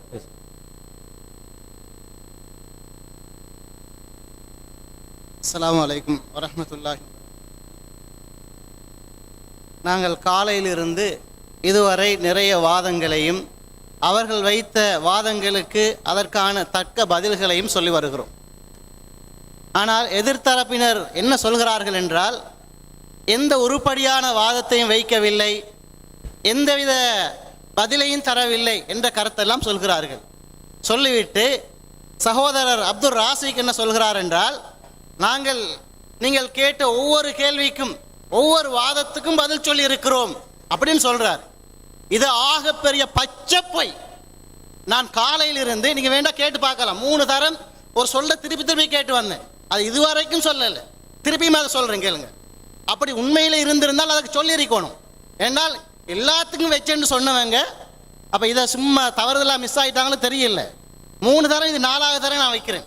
என்னன்னு சொன்னால், ஆரம்பத்தில் சொல்லப்பட்டது உஹில்ல என்றதுக்கு சப்தமிடப்பட்ட கருத்தான் இருந்தது, பிறகு தபிஹ் என்று மாற்றப்பட்டதுன்னு சொன்னாங்க. அப்ப நான் அதுக்கு சம்பந்தமா கேள்வி கேட்டு தொடர்ந்து வந்திருந்தேன். என்னென்றால், இந்த அறுத்தல் என்கிற இந்த கருத்து பிறகு மாற்றப்பட்டன்னு நீங்க சொல்றீங்க தானே. அப்ப இந்த கருத்து அந்த சமூகத்தில் பரவி இருந்ததாக நீங்க சொன்னீங்க. அப்ப ரசூலுல்லாஹ் சஹாபாக்களுடன் பேசுகிற நேரம் இந்த அறுத்தல் சம்பந்தப்பட்ட இந்த விஷயத்தை பேசுகிற நேரம் உஹில் என்ற வார்த்தை பயன்படுத்தினாங்களா? ஒரு ஹதீஸை தானு கேட்டேன். இதுவரைக்கும் கண்டுக்கவும் இல்லை, அது சம்பந்தமா எந்த தகவலையும் சொல்லலை. ஆனால் ஹதீஸை தாண்டி இன்னொன்று கேட்டேன்டா, ஹதீஸ் எல்லாம் இல்லை, சும்மா அவங்களோட பேச்சு நடையில் ஏதாவது ஒரு கவிதையில் அந்த ஜாஹிலியா மக்கள் இந்த உஹில் என்ற வார்த்தையை பயன்படுத்திருக்கீங்களாண்டு இதுவரைக்கும் வாயே துறக்கல. ஆனால் எல்லாத்துக்கும் பதில் சொல்லிட்டோம். இது பச்சை பொய்யா இல்லையா? அடுத்து இன்னொரு விஷயத்தை சொன்னார், மிக கவலையான ஒரு விஷயம். என்ன சொன்னார்? நான் அதை அவர் சொல்வார் நான் நினைக்கல, ஆனால் நான் சொல்ல வேண்டிய நிருப்பத்துக்கு வந்திருக்கேன். எங்களோட தரப்பில் எவ்வளோ காலம் நாங்கள் அவங்களோட சேர்ந்து பயணித்தோம், இப்படியானவர்களோடையா நாங்கள் பயணித்தோம் என்று நினைக்கிற அளவுக்கு இருந்திருக்கோம். நாங்கள் நினைக்கும் இப்படியான ஆக்களோடையா நாங்கள் பயணித்தோம் அப்படின்னு கேட்குற அளவுக்கு எங்களுக்கு இருந்து. நீங்கள் நடந்து கொள்கிற முறை, நீங்கள் ஒரு வாதத்தை முன்வைக்கிற முறை, இந்த விஷயங்களை பார்க்குற பொழுது இப்படியெல்லாம் ஒரு வாதம் வைப்பது கிடையாது. உதாரணமாக எங்களுடைய கபீர் மௌலவியார்கள் பஸ்ஸிலே செல்கிற பொழுது மியூசிக் இசை போட்டு செல்கிறார்கள். இது ஹராமா ஹலாலா? ஒரு ஹதீஸை காட்டி சொன்னார். நீங்கள் என்ன சொல்லணும்? உண்மையான நேர்மையான ஆக்களாக இருந்தால், மார்க்கத்தை தெளிவாக மக்களுக்கு சொல்கிற ஆக்களாக இருந்தால் நீங்கள் என்ன சொல்லணும்? இசை ஹராம் என்று சொல்லிவிட்டு அதுக்கு இன்னும் ஹதீஸ் இருக்கு, அதுக்கு பின்னால் அவர் சொன்ன ஹதீஸுக்கு விளக்கஞ்சினா பரவாயில்லை. அந்த தூக்கவே இல்லை, அது ஹலாலா ஹராமான்னு சொல்லவே இல்லை. அடுத்த ரெண்டு விஷயத்தை ஒத்துக்கொண்டாங்க. என்னண்டா, அந்த எலக்ட்ரிசிட்டி பில், மின்சாரம், இந்த பில் வந்துட்டு அதில் லேட்டாகி வந்துட்டு நம்ம கட்டினா அது நிர்பந்தம் தான், அது நிர்பந்தத்தில் அப்படி வரும் தான், வட்டி அதில் அனுமதிக்கப்படும் அப்படின்னு சொன்னார். அடுத்த ஹாஸ்பிட்டலுக்கு நாம் போகிறோம், இது வந்துட்டு அது நிர்பந்தம் தான் அப்படின்னு ஒரு விஷயத்த சொன்னார். தொடர்ந்து கபீர் அவர்கள் பேசு. அஸ்ஸலாமு அலைக்கும் வரஹ்மத்துல்லாஹி வபரகாத்துஹு. அன்புள்ள சகோதரர்களே, நாம் என்ன செஞ்சுக்கிட்டு இருக்கிறோம்னு சொன்னால், ஒவ்வொரு ஆதாரங்களை எடுத்து வச்சு ஒவ்வொரு ஆதாரங்களின் அடிப்படையில் பூஜை செய்து அர்ப்பணிக்கப்பட்டவைகள் ஹராம் என்பதை தெளிவாக நிரூபிச்சிருக்கிறோம். அந்த வகையில் வஜாலு லில்லாஹி மிம்மா தரா மினல் ஹர்சி வல் அன்ஆம், அல்லாஹ்வுக்காக வேண்டி விவசாய பொருள்களையும் கால்நடைகளையும் அர்ப்பணிப்பார்கள் சொல்லிட்டு வஹாதா லில்லாஹி வஹாதா லிஷுரகாயினான்னு சொல்லுவாங்க. இது அல்லாஹ்வுக்கு அர்ப்பணிச்சது, இது எங்களுடைய ஏனைய தெய்வங்களுக்கு அர்ப்பணிச்சதுன்னு சொல்லுவாங்க. அப்ப இணை வைப்பாளர்கள் பிராணிகளை மட்டும் அர்ப்பணிக்கிறது இல்லை, பூஜை வந்து இந்த மாதிரியான விவசாய பொருட்களை அர்ப்பணிப்பாருங்கிற ஆதாரத்தை போட்டோம். அதுக்கு ஒரு ஒரு ஒழுங்கான பதில் சொன்னாங்களா? பதில் சொல்ல அவங்களால முடிஞ்சிச்சா? பதில் சொல்ல முடியல. அப்ப நாங்க தெள்ள தெளிவாக இன்று காலையிலிருந்து பல ஆதாரங்கள் எடுத்து வச்சிருக்கிறோம். உஹில்லவுக்கு குர்ஆன்ல இருந்தே விளக்கம் எடுத்து சொல்லியிருக்கிறோம். நீங்க இமாம்கள் என்று சொல்லி ரொம்ப கஷ்டப்படுறீங்க, ரொம்ப ஏங்குறீங்க. உங்களை இமாம்கள் காப்பாற்ற மாட்டார்கள். அடுத்ததாக தையிபாத்துகள் பரிசுத்தமானவற்றை தான் சாப்பிட வேண்டும் என்று அல்லாஹ் சொல்கிறான். நீங்கள் அசுத்தங்களை சாப்பிட வருகிறீர்கள். இப்ராஹிம் அலைஹிஸ்ஸலாம் அவர்கள் எதிலே இணை வைப்பு இருக்கிறதோ, எதிலே அவர்கள் ஷிர்கான கொள்கையை நுழைத்து விட்டார்களோ அதிலிருந்து விலகுகிறோம் என்று சொல்றாங்க. அந்த பூஜை செய்யப்பட்ட பொருளுக்கு சக்தி இருக்கிறது, அது நோயை நீக்கும். வாழைப்பழமே என்ன காப்பாத்துன்னு சொல்றது இல்ல, வாழைப்பழம் என்னை காப்பாற்றும் நம்புறான். மறுக்க முடியுமா? அஸ்ஸலாமு அலைக்கும்.